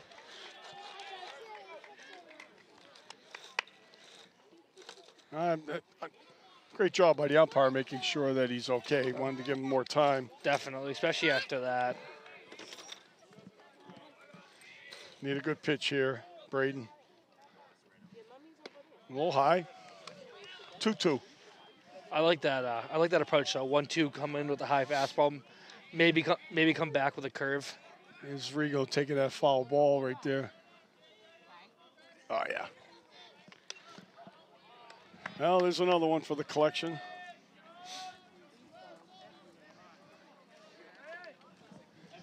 Two balls, 2 strikes.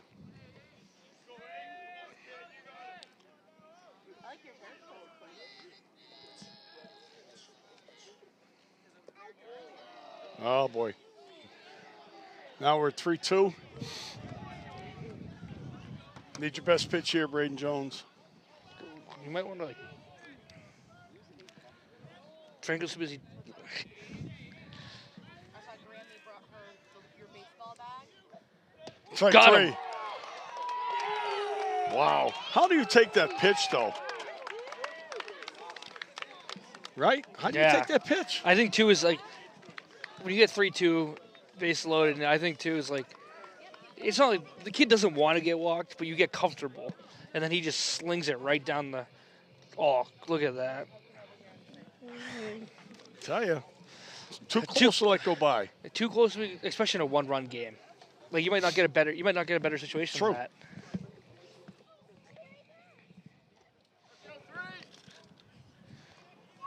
Ending over, but Michael's still warming up. Yeah, he finally made his way to the rubber. All right, so we get out of that one, luckily. A lot of runners being left on base, both teams. It's good, though. We're in a good spot of our lineup. We got 5, 6, 7 leading off. Hardiman's seen the other kid pretty well, so hopefully he can continue that for the lefty. Right. We'll see. So I bet defensively, too, if Michael is the guy in relief, I would assume he goes into Moran's spot, and then you'll see Jones go to short, Stowe move to center with Hardo going to right, taking out Moran. Yeah, that's probably what I would assume is going to happen if it is Michael, who's still warming up. That is exactly what will probably happen. Because Moran's not hitting, so you're not losing Watts as your DH. And then you're also not throwing Michael in a tough situation while he's warming up. Hey, you got to go bat now. So right. It works out both ways. So 3-2, bottom of the 5. Been a great day of baseball. Been a good battle. Yeah. I mean, again, our record is not indicative of the caliber of team that we are. You know, Hawkmock League baseball is very tough, and even our non-league schedule is not easy. Yeah, we opened up with 3 D1 teams that are very successful programs. They're all like in the top 10. Yeah. D1. Ball inside Hardiman. Oh, they're right behind us. Hard ground ball. Throw across the diamond. Good seed across the diamond by third base. Zalora. He's had a good game, leadoff batter for Medway.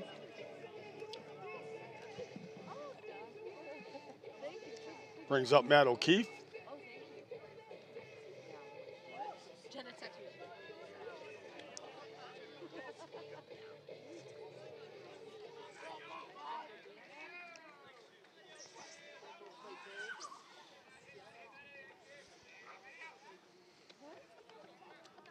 Curveball outside for ball.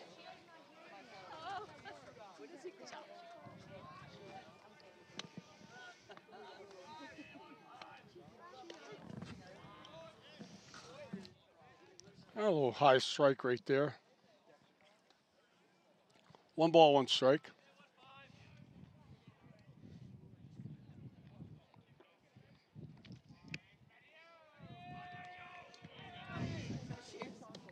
Late swing there by O'Keefe.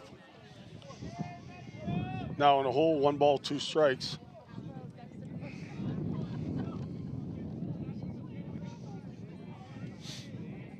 Sokolowski ahead in the count. Throws that hook in the dirt. O'Keefe does not bite. 2 balls, 2 strikes.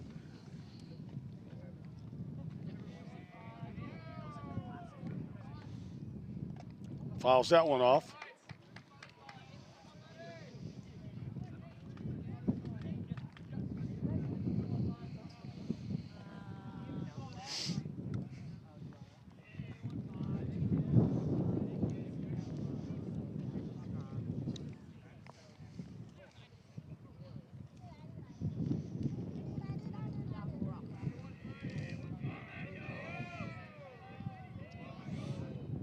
Fouls another one off. Oh, Maddie's putting up a good fight here. Did that in his last at bat too. Yeah, he's probably seen about 15 pitches today. He's had 2 great at bats. I mean, in his first at bat that caught stealing, I think it was a full count. Right. So there he goes. He worked it to another full count. So he's been in a hole his last 2 at bats. Fouled off pitches, worked them full counts. He walked his last time. He's going to walk Another again. walk. It's a great job by Matt O'Keefe. Especially when right now he's not hitting the ball as well as he had been. But to get on base is just as important. And he actually moves pretty good. He's dropped a lot of weight since football season. So, I mean, he was a fast lineman in football. He's even quicker, having dropped some weight here for the spring season. Ball low to, oh, he called that strike. Woo. Sumpire takes his time with that, letting us know what he's calling. B. Watts now. That hit him. Kid ate it right there. That's one he took for the team. If you know B. Watts, you know he loves getting. He loves that right there. Taking one for the team. He's hyped up right there. Oh, stood no chance right out. He just let it hit him. I'm taking that. He's like, oh, just throw it at me at this point. Well, do we see Hank in a bunt situation again? It'll be interesting. First and second. Especially with a lefty pitcher, it's hard to throw to third, especially if you have him sit. If you can get it anywhere to third, basically you got to do a whole spin around throw compared to getting it. Exactly. Well, Hank takes a called strike right there.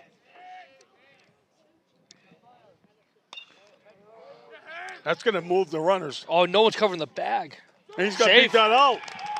Wow. Yeah, second baseman's acknowledging right now. He goes like, my bad, I should have been there. So Hank's going to get an infield hit out of that. Gets a hug from Kays. This was hit just soft enough. Look at this right here. No one's on third base. The third baseman actually starts to go for that ball. Yeah, they both go for it, and they don't get Matt O'Keefe. Do we see now? Do we even see Chops try to drop a bunt here? Nah, I think after his double, I think he's got to let him. Because worst comes to worst, maybe he gets another nice little, like that. Yeah. Another rope. Have a day, Chops.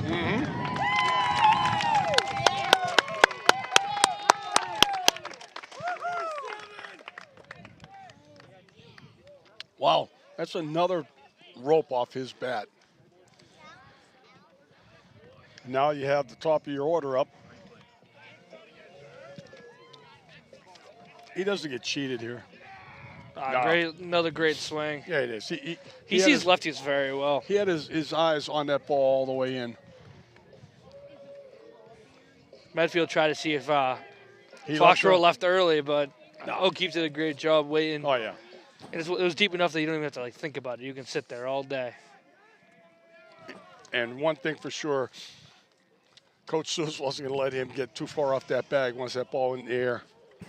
That was 0-1, called out a strike. Wow. All right. Rigo, come through. He's going to call a strike on that one. Yep. Now he's in a hole, 0-2.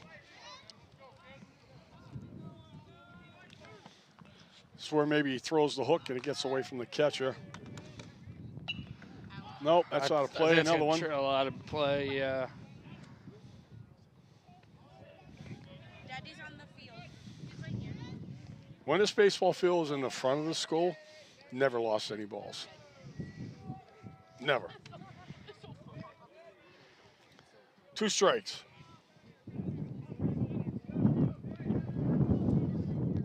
Runners are not being held. There's a curveball that's low.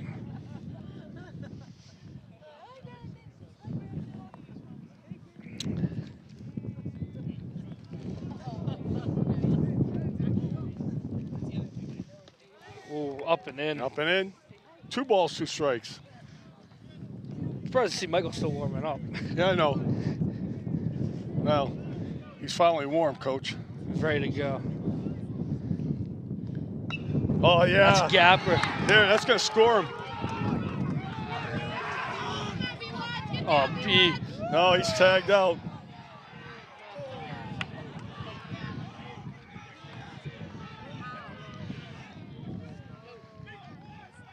Well, not as fast as we thought.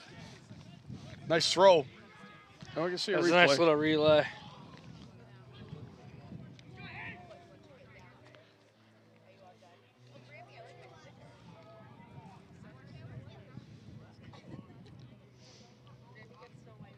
Yeah, it's a great throw. Yeah, throw right on the money at 1 hop.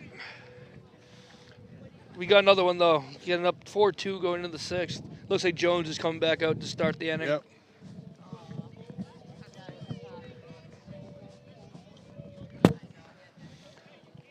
Well,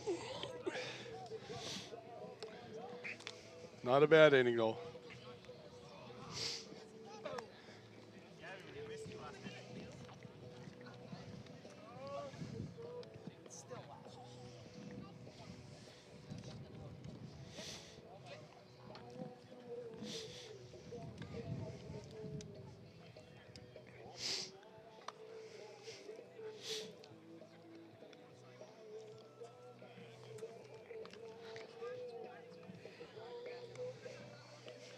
Well, it's 2 o'clock, so basically not a bad time.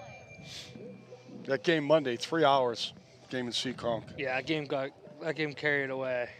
There's 2 very long innings too during that game. And a game where we actually saw like hail or snow very early on as it was like spitting and it was coming down and like hitting our visors. It looked like, little ice balls. Yeah, I feel like too is like I feel like it was cloudy most of the day. Got a little rain, got those little hail balls, and then got a little sunny. It's just, I mean, it kind of subbed up the game. Yeah. that game when it was 3-0 early. Oh yeah. It was like kind of like 4 or 5 lead changes. Yeah. And then just that 6th inning, they ran away with it on us. Yeah. That's when the gates opened up. But then you bounce back and you win a 2-1 ball game, and now you're in another low-scoring dogfight. Just how baseball works. Well, again, quality opponents. Seekonk, in the last 4 years has won 2 state championships and a runner-up a 3rd time. And then East Bridgewater the other day, we played them. They only had 1 loss. So, you get battle-tested. Jones starts off with a ball low. We have Charlie Hurley, the first baseman, leading off here. And he's going to hit a foul ball. Make a play, Coach. Oh.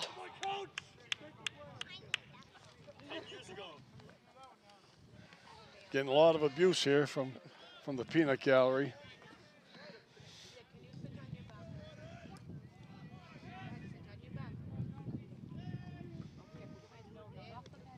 That was about 2 feet short of the plate.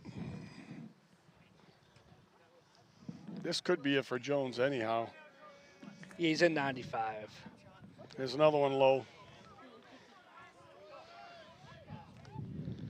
I think too is I think Michael slowed down a little bit too to make sure He didn't he don't spend too much overthrow. over there.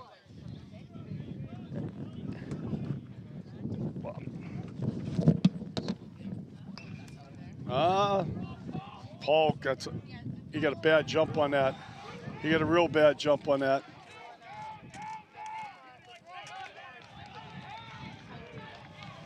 Yeah, I don't think Moran saw that ball come off the bat that well. He was late getting to it, so we got a double down the line there by Hurley. What stinks too is sees it a little late, reacts late, but what great hustle! Oh, Like he almost had it. It's just one of those things where you wish he comes up with it when he lays out like right. that. I mean, he has really good quickness, no doubt about it. Also didn't help there that he's left-handed, because if he's right-handed, Gets making right that into his dive, glove, yeah. it's going to his glove side. So C.J. Herrick is up, center fielder, and we get a called strike.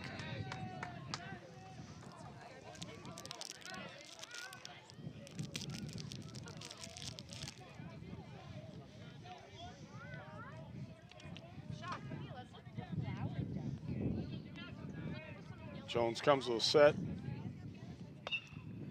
Going to get that ground. Stowe take the out at first. Good That's all job he by could do. That Stowe. ball took a bad hop at the very Yeah, end. I think he used his chest, shoulder a little bit to bounce back and make that throw. That could have been really troublesome there, but Aiden Stowe does a great job keeping that ball against his body.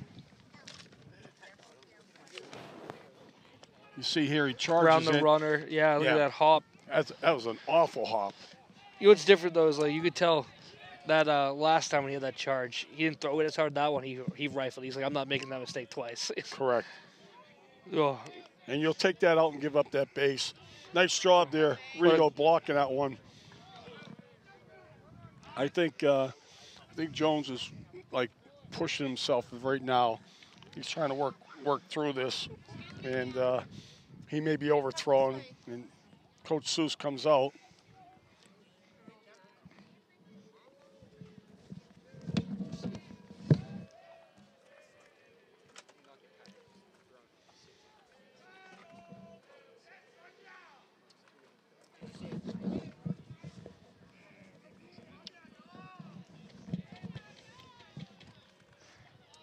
Well, just a little brief chat.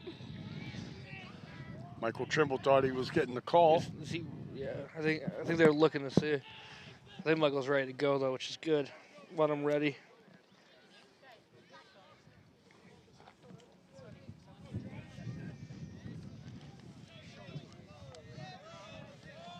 So we have a 2-0 count. There's a strike.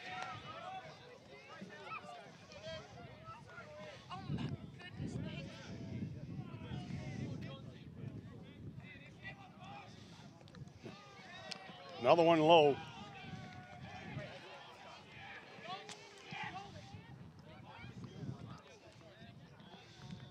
Three 3-1. Jones's pitch gets fouled off there.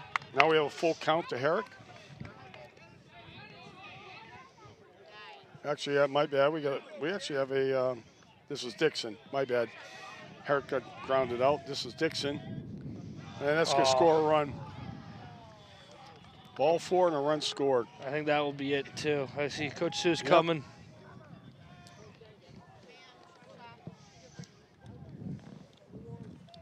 Yeah.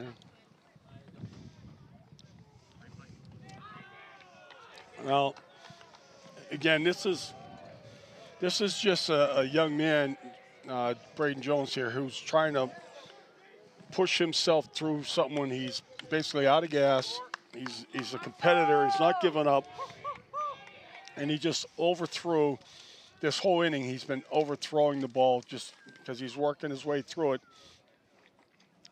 And it's just unfortunate because you give up a run. It would have been bad enough with the walk, but you give up the run at the same time. Yeah, you get a guy at first with 1 out. In top your order up. This kid, Alex Zalora, has been on base 3 times already. And I believe this is top of the order too. It is. So you got Michael Tribble coming in, 1-run game, top 6, top of the order. I mean, good thing is Michael Trimble's a stud. Kid's a dog. He'll give you everything he's got on the rubber too. I mean, he pitched great for us as a freshman on JV. He's pitched great for you again on JV when he's not throwing varsity, and he's done some pretty good stuff on varsity so far. Young arm that's very excited for you for the next 3 years. All right. Got a 1-pitch win against Stoughton last week. Yeah, came in base loaded. Got a ground ball to send him in the.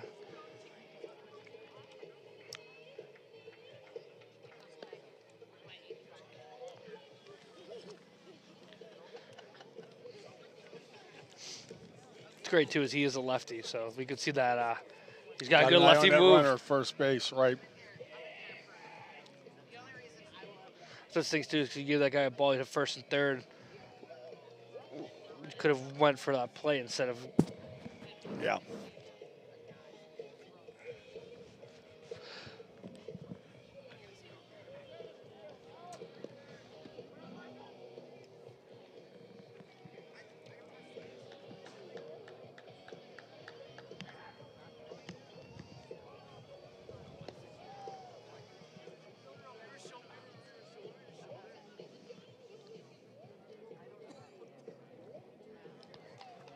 Well, we have a chance here. We do want to thank Foxboro Cable Access for covering this game today, too.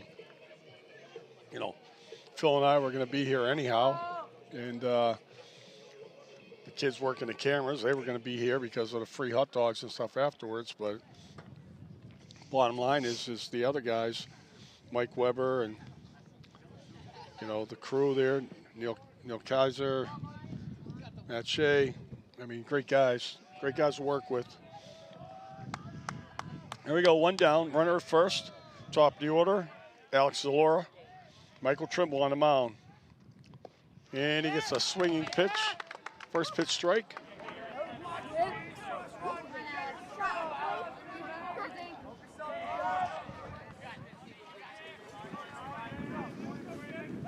Oh, bad throw. He's going to keep coming. Body that. He had him too. That throw's on the money. He had him. It's a great move. It just.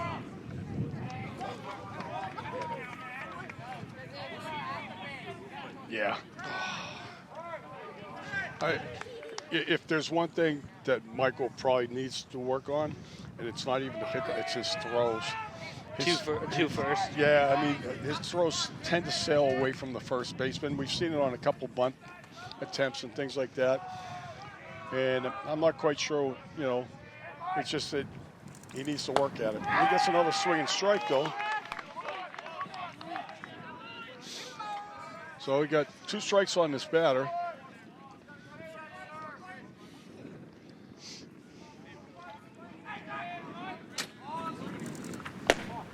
This is outside. 1-2.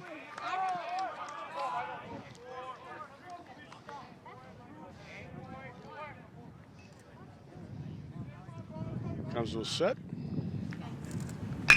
There's the ground ball and a bad hop.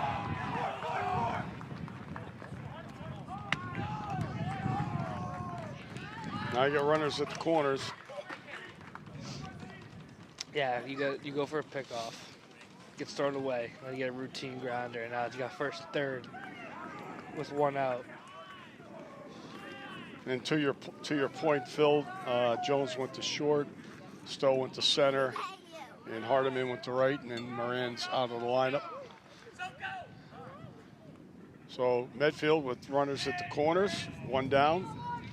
Number 2 batter is up, or what are they going to do? They're going to bring up a pinch hitter.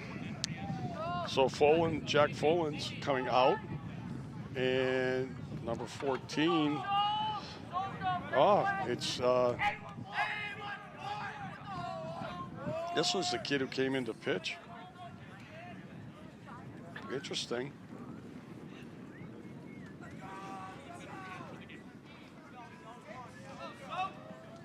How does he... Takes over the DH spot, maybe? DH spot would have been on... Maybe they pulled him from pitching. Oh, I thought you can't re-enter. Actually. Well, he went in. He went in for Drillick. This is curious about this. Because this is the number 2 batter spot.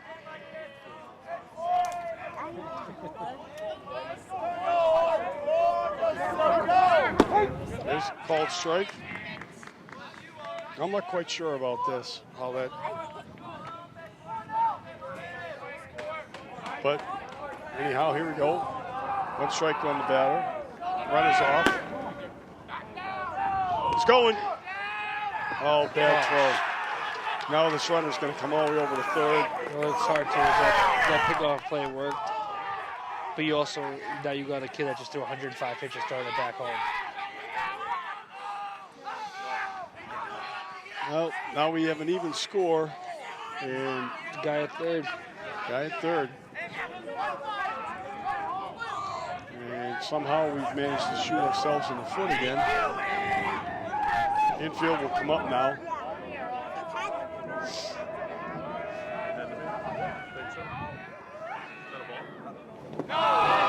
Maybe as smart as that one. Usually helping. 1 ball, 1 strike.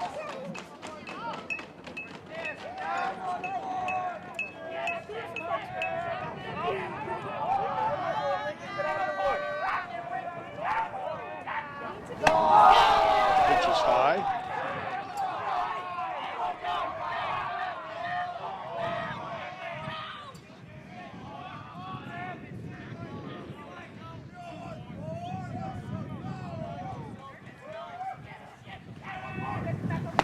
Swing and miss.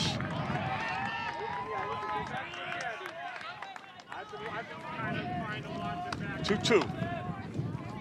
The runner at third with 1 down.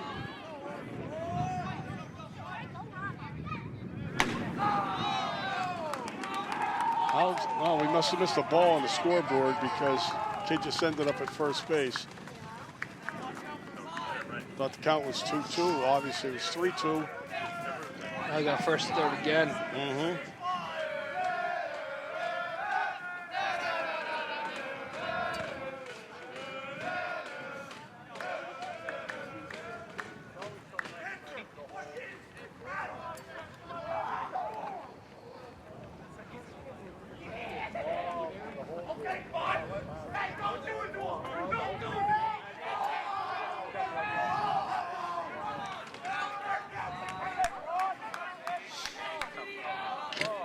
Nathan Bills, the catcher, is now at bat.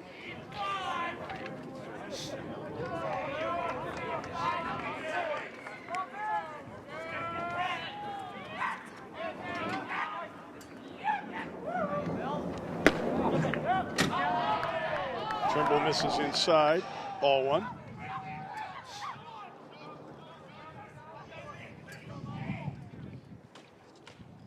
I see everyone shift in. Yeah, they'll foul ball to the right side. It's out of play. Yeah, we're conceding second base right here because they're looking to cut the runner down at the plate. If there's a ball hitting the infield.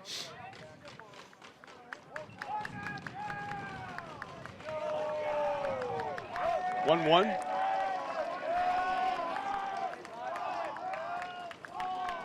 Runner goes again. And heads up right here. That's right here.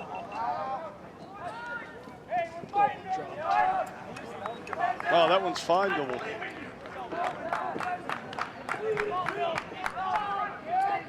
One ball, 2 strikes.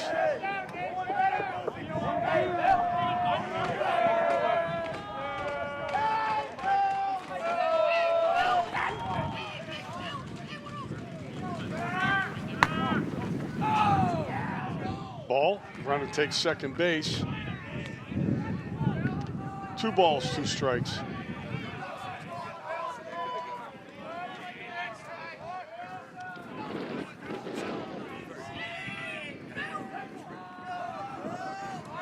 out here.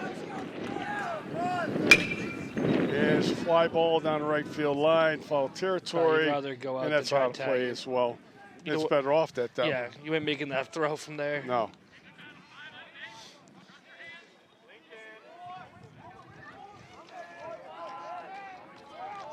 Two-two to Nathan Bills.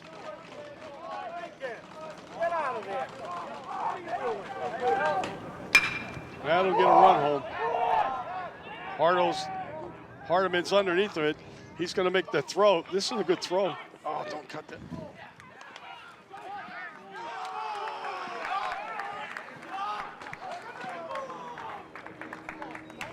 I would have thought Hardo's throw to the plate would have been better than that. Yeah.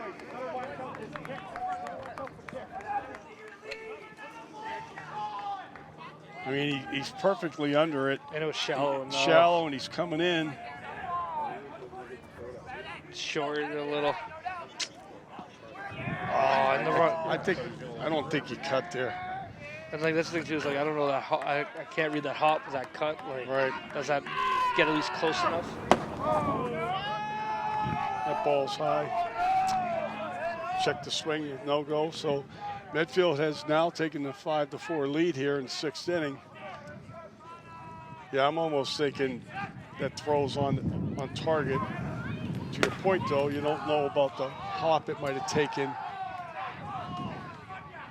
It's the guessing game we'll be thinking about until after the game. See what the outcome changes, and then you'll think about it. Right, but the errors in the walks this inning have put us in this hole, which is like a recurring nightmare. And it's the 6th inning again. Yeah. Well, Trimble's got 3 balls on this batter. And he gets a strike there.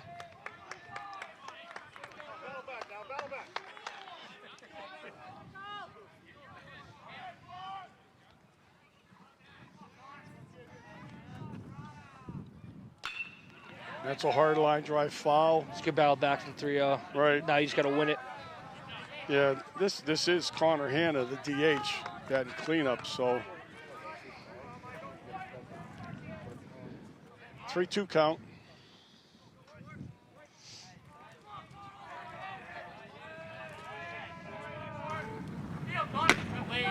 He walks him.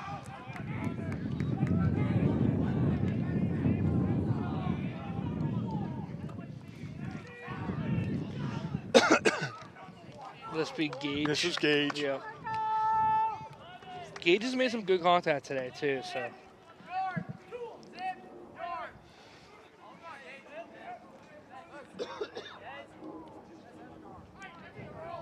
This is the part of the game where you either this could change everything on a good hit here, Right. especially if they're going to probably advance this guy, or you can go in down 1 with 6 outs left in the ball game. Michael starts him off with a swinging strike. Yeah, I'd even worry about a bad pickoff move here too. There's a strike.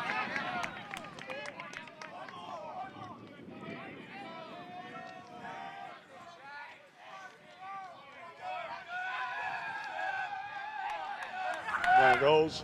Foul ball. Well, I know Michael won't be pitching Monday against Mansfield. I don't believe so. No.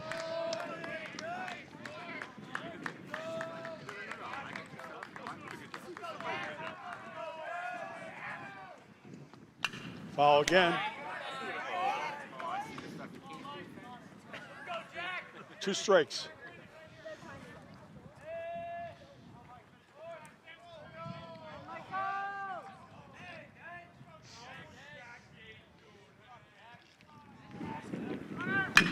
Got a nice pop-up out of it. Come on, Matt. There we go. There you go. We escaped only down 1 after having a few mistakes and a little bit of the freebies catching up. But to be down 1's a lot better knowing the way that could have went. Oh. Great battle back from 3-0 to win that at bat, then finishing with the pop-up. And the worst part too is it's not like, I mean, he had a walk, but it wasn't like it was all over the place. It was good pitching. Just we weren't making the plays, and then we had a decent situation with a tag, and then the start of the inning was a long inning again, though, defensively. The last two have been pretty long. So the offense is really going to get going with 6 outs left to win the game. It's just the way it transitions. You come out of the. We got Lamson going down to warm up. You come out of the previous inning, having a runner cut down at the plate. Having a runner cut down at the plate to end the inning. And then all of a sudden you give up a 3 spot to give up the lead.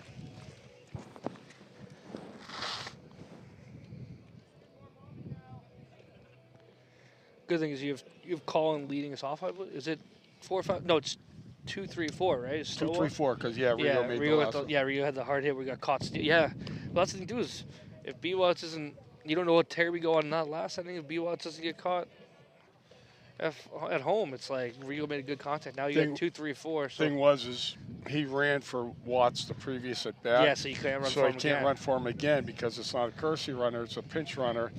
So if he ran for him, then Watts is out of the lineup.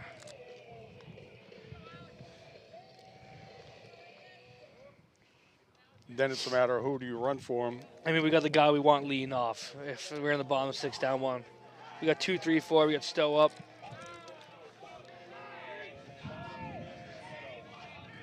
Could set the tone right here with a nice little gap shot, get us nice double to get us going would be awesome.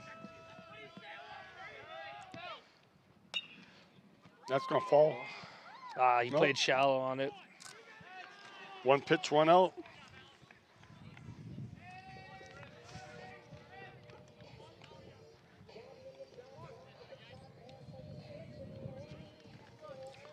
Well, I know about that substitution now. There's 2 Sokolowski brothers. So Alex is the one that's pitching. Owen's the one. 14 came in. I just saw the name. I'm thinking like foul off by Trimble. I've seen the name. I go, how can they put that kid in that spot? That's why. 1 strike to Trimble.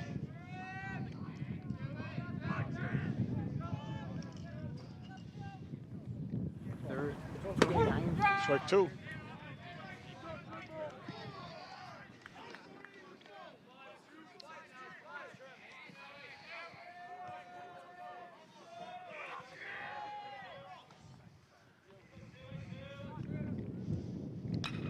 Get through there.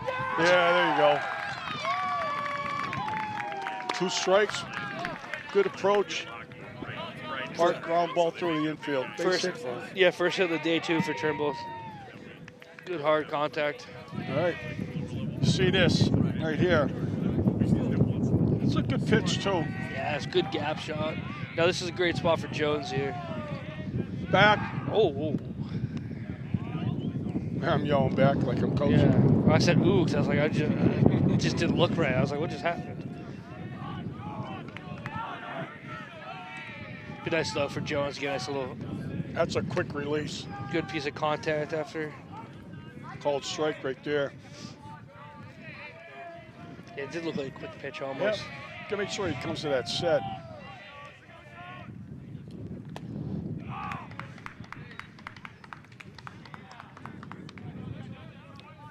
A little quick to my liking.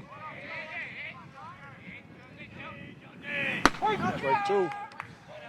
1 ball, 2 strikes to Braden Jones. You might see Trimble going here. Nope. Ball in the dirt. Well, no advancement there.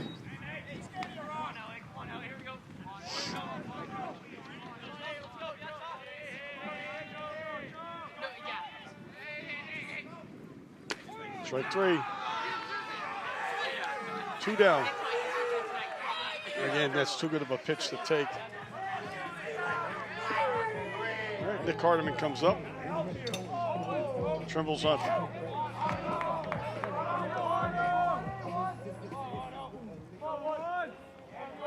Breaking ball. Came back in.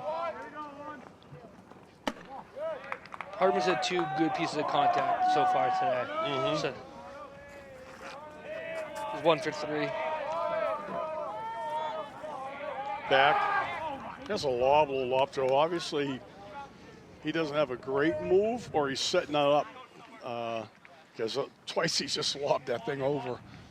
Yeah, it almost looks like he's just throwing it over on the back foot, making sure it doesn't get like, balked. There's a strike. It's Yeah, a pretty good pitch. Yeah, and it's a dangerous lob too.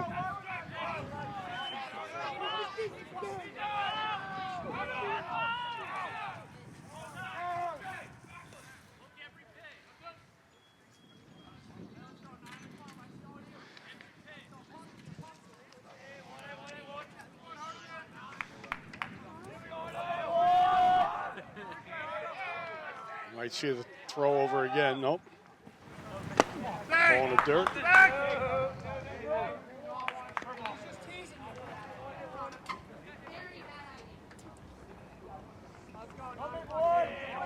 Two balls, one strike.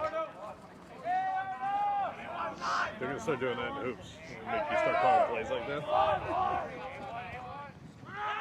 Ball fired. Pass ball, dude. You got to get there. Got to get to third. Don't he's throwing it. Oh, man.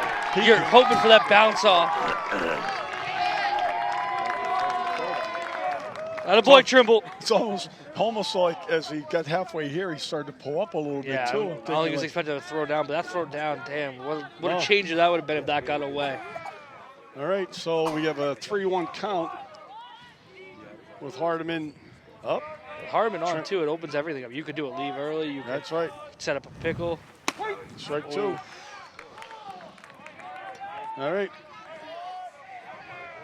Trimble with the steal and the wild pitch gets him over third. Put it in the dirt. Oh, that's not going to get out.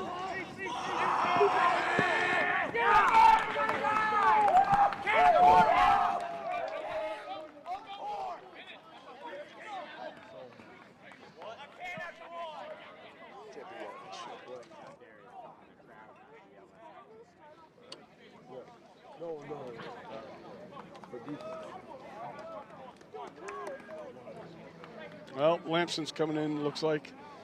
No, Trimble's still out there. Lampson was warming up, so at least he's somewhat warm if he's needed. But here we are, top of the 7th inning. Foxborough trailing by 1.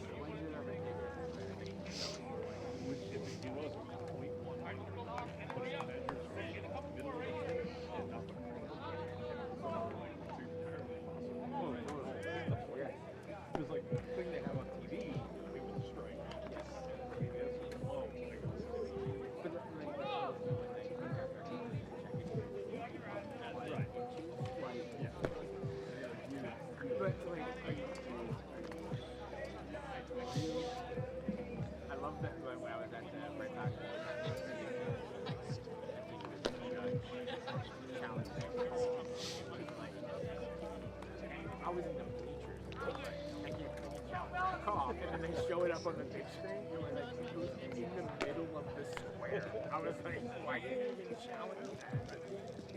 It was a strike three. It was like, my son's like, oh, you just struck out.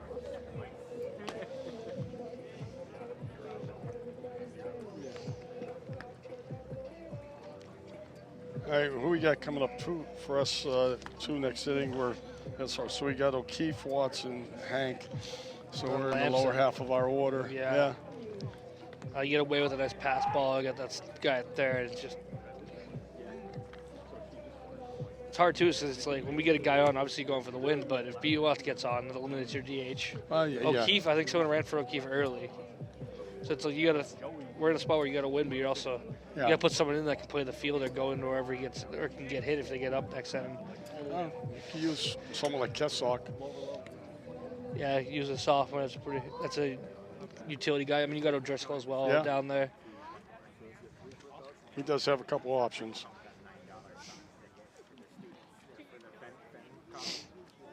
All right, we're going to see Fessenden come up, the left fielder. Lefty versus lefty right here. Yep. Ball's low.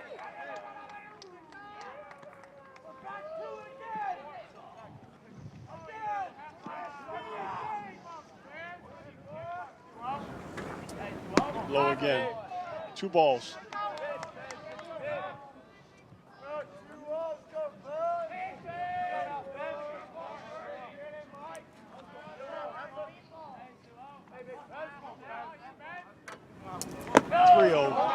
Michaels missed all 3 down low.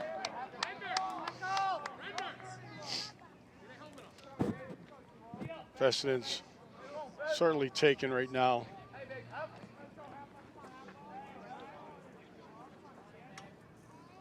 And ball 4. Missed all 4 short. Yeah. Almost, I gotta wonder if he's shorting up. So you got another sub hitter coming in, maybe? Yep. Pinch hitter, runner? Oh, I think he's going maybe a runner. Is that the catcher? He is going with number 12, and that's Cole Render.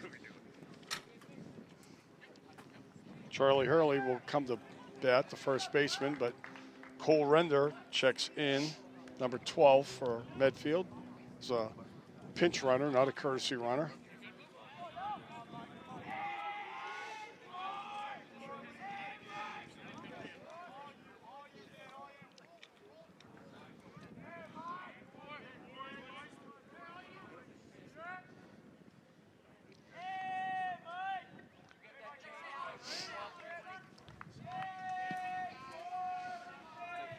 I can only hope that this kid falls asleep a little bit over there at first base with his lead. Got him picked. Oh, no one's covering the bag. You had him.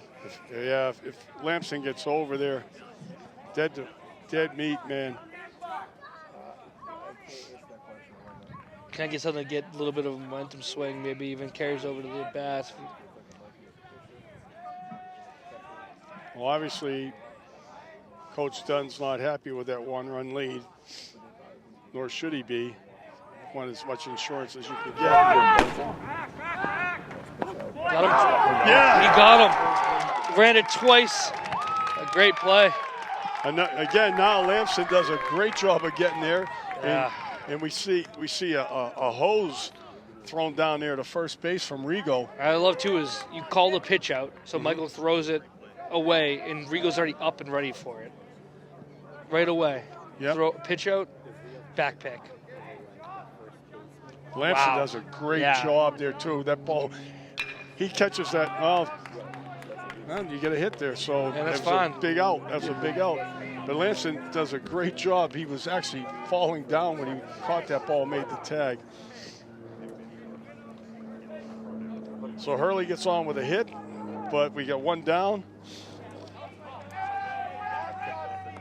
And that pinch runner is not feeling too good about himself right now, which sometimes happens. Michael with a good pitch rate. Starts off with a strike.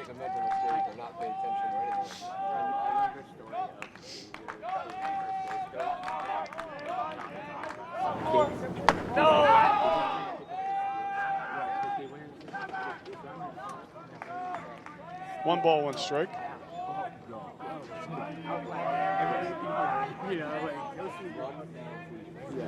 Yes, you. Foul ball. Got 2 on him now. 1 ball, 2 strikes. It's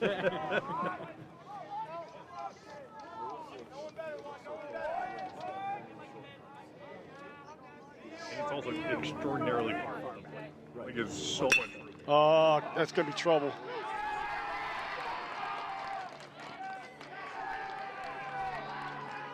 That's a good at bat right there by C.J. Herrick.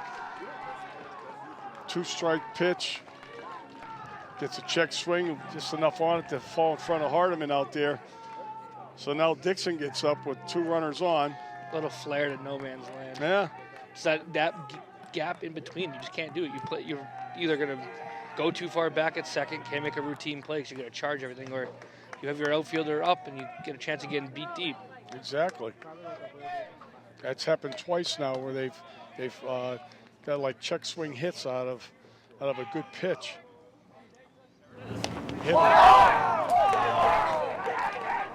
Now you get bases loaded in the top of the order coming up. And that might be it. Yeah, I think it is. Keslock's going to go into the field. And Lampson's going to go to the mound.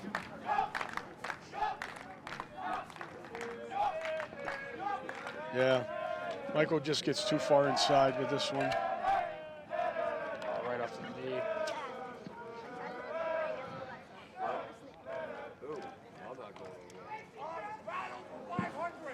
Why didn't you bring it back here? How many pitches did he throw? 30? Don't touch it. $5. I think it may have been more than that, Coach. You heard that, kids. Pull your own weight. Let's go. Grocery expense. Yeah, he's definitely got Monday off. Muggle Tribble threw. Oh, he threw 40. Yeah, 39. Yeah.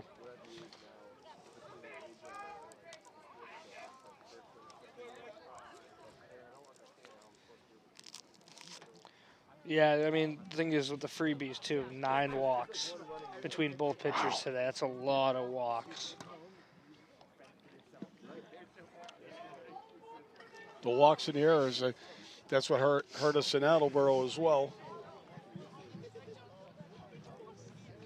You just can't afford them. Especially if you're like a 5-4 game, those 9 walks.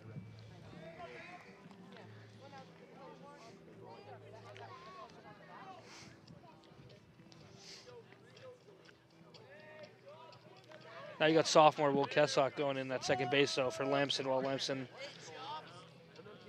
pitches. It's good to see, so like a lot of sophomores getting some activity today and meaningful playing time, which is good for the future. And 2 that are everyday players, 1 in relief. Now you got 1 subbing in for Lamson while he goes to pitch. It's good for the future. Yeah.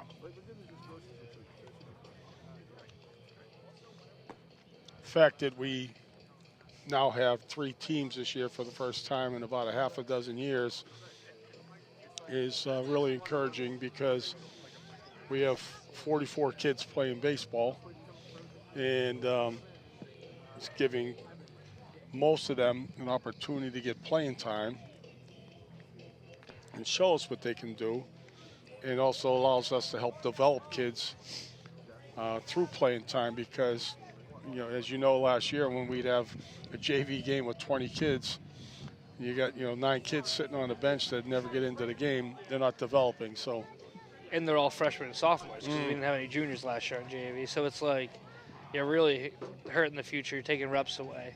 And I mean, baseball's a game where the best reps are usually in situational live situations. Right. I mean, I don't know. Like, obviously you do a lot of one-on-one coaching, a lot of getting better, but like you're never ready until you see it firsthand when you're in a game. I agree. Yep.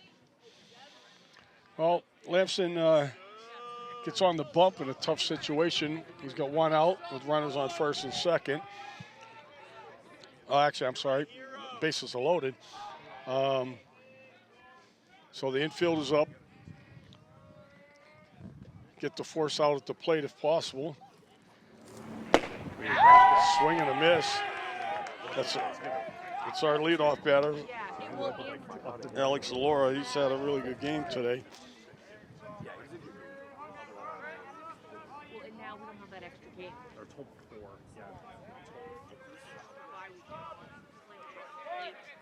Yeah, I was waiting for that. Lampson doesn't work as fast as Jones does. I was waiting for that batter to ask for time. Good arm. Good hand-eye coordination.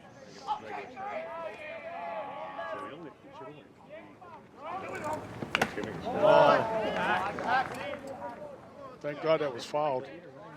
Yeah, the way it reacted, and like Rigo's reaction, I was like, yeah, that must have been Tim, because he didn't even move. And I was like, that ain't like Rigo. Yeah, You can't barely hear it from here. really.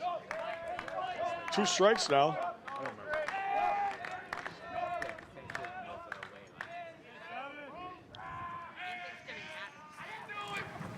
Strike 3. Got him. That's huge. Comes in, throws 3 strikes. That's all Really it takes good. sometimes. Really good spot right there. Lampson hit. So we have 2 down now. Infield will deepen up, take away the angles. And we have the Yep, right down the middle. froze him. This is huge here if we can get a note. Going only trailing one with base loaded, one out. Right.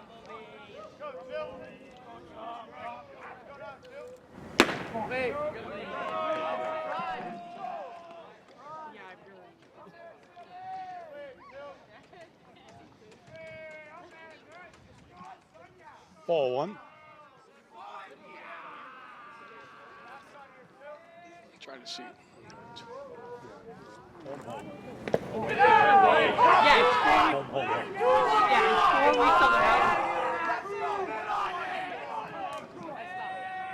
So this is Folan who re-entered. He was pinch hit for the last time.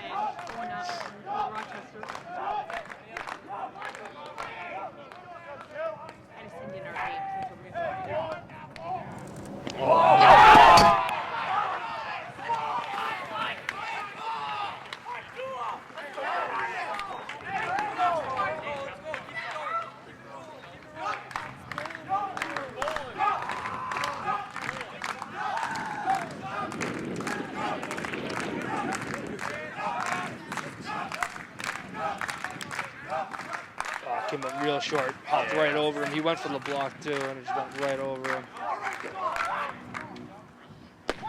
Now we get a strike.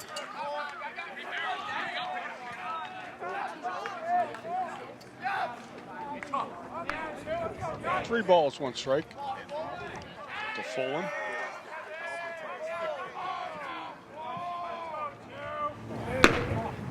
He walks him. Once again, we get bases loaded.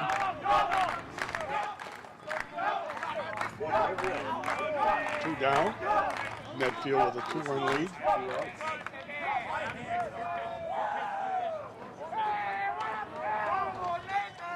In steps the number 3 hitter, Nathan Bills, the catcher. Nelson sets to deliver. Hardeman should have that. All right. Going to the bottom of the 6th, trailing 2. Or bottom 7, trailing 2. And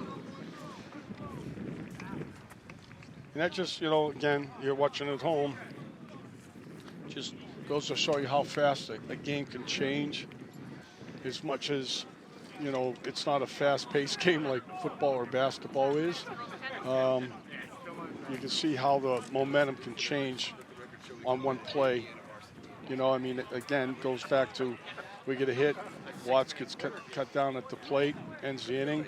We have a 2-run lead. He's safe. We have a 3-run lead. We're still hitting.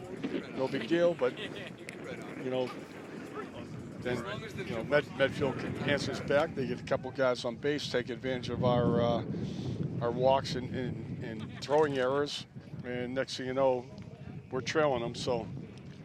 Yeah, that's the thing with baseball. You can be in the lead the entire game until that one half inning, and the entire vibe change. I mean, I will say too, is Medfield's bench has come alive, and I feel like Foxborough hasn't been really loud all game, but we definitely it looks like we're down over there compared to over there where they've been pretty loud and active all day, and then when they took the lead, they really changed that momentum. Well, it's one of the things that Coach Sluice has brought up with the team is that we need to be more there for each other than we've shown so far this year. You know, none of us want to lose. You know, we are a team, and everybody has a role. And in some cases, when you're not in the game, you need to be in the game, supporting your teammates any way you can. So with that in mind, that's what Medfield's done. They stepped it up. There's a lot of talking over there. There's a strike to Matt O'Keefe, who leads off the bottom of the 7th for the Warriors.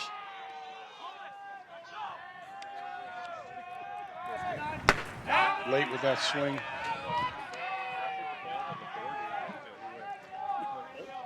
Quickly, it's 0-2 to O'Keefe. He's been in a situation a couple times today and has managed to fight himself back. Jammed it pretty well. Yeah, another foul ball.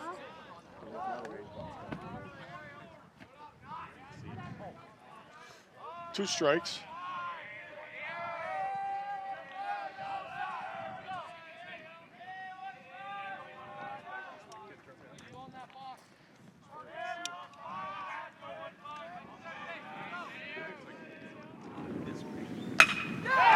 go. Oh, A little blooper. Shortstop. A little blooper. Shortstop misread that fly ball. But Matty O'Keefe, again, with 2 strikes on him, manages to get on base, and that time with a little flare over the shortstop's head. And the great part, we need 2 runs, so you don't have to take him out of the lineup at all. Right. You could leave him on, because it's not like you're trying to get that 1 run in right away. Yeah. We need to get some hits, get some guys on. All right. Well, B. Watts is a good batter to have up here. Ball's high.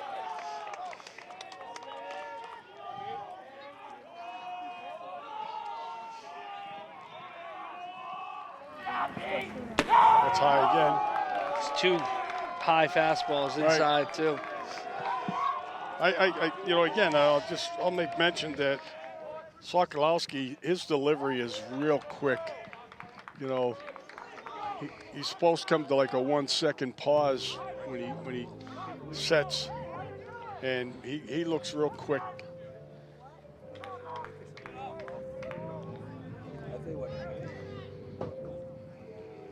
Good spot for Watts here too. He doesn't have to swing at this pitch, but he may get a nice one to drive somewhere. If he gets 3 balls, then he's taking another one, but he's in a good spot right here. There's a strike. That's a good 2-0 take. I mean, yep. Especially if you don't like it.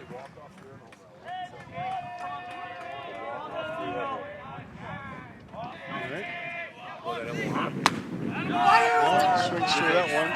Evens the count, 2-2 now. So Sokolowski's battled back.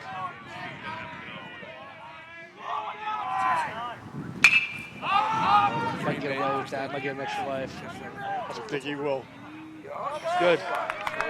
Ran down first base with the bat. I noticed that too. He was waiting to see whether he should throw it or not if he gets on.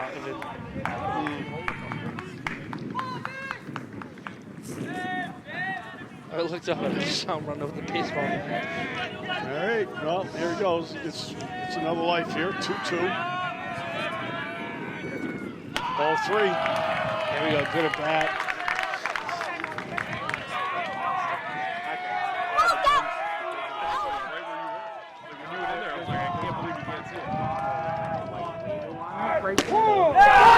Call strike 3. I thought this was a quick pitch. He didn't even. That was pretty fast. That's what I'm saying.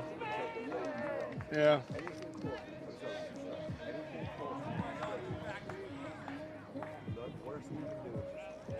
Wow. Yeah, and again, you got him ducking down on a ball that's out over the middle of the plate. Oh, he played it over.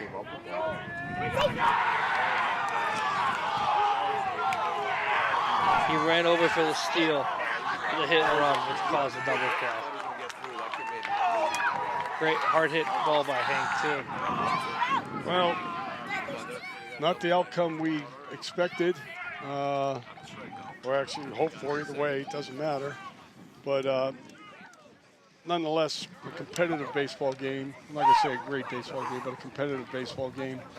The Warriors, our Warriors, come up shy by 2 today, dropped to 3-7 overall. And, some tough games still coming up. Mansfield on Monday, so hard fought, just not enough. Enjoy your rest of your weekends. We'll start the weekend with David. Friday? Sure that Weekend, I guess. there'll be a little heart-to-heart talk, but again, like you mentioned earlier, Phil, it's the free bases that we give up, and 9 walks and a couple errors are all free bases. So Changes the impact of the game. sure does. So we'll thank Foxboro Cable Access for bringing you today's action. It's great to let these kids get a chance to have their games televised, so people at home get a chance to see them if they can't get out. And we might be able to have another one down the road, possibly. But for now, Doug Seuss, Phil Thomas, signing off. Thank you very much.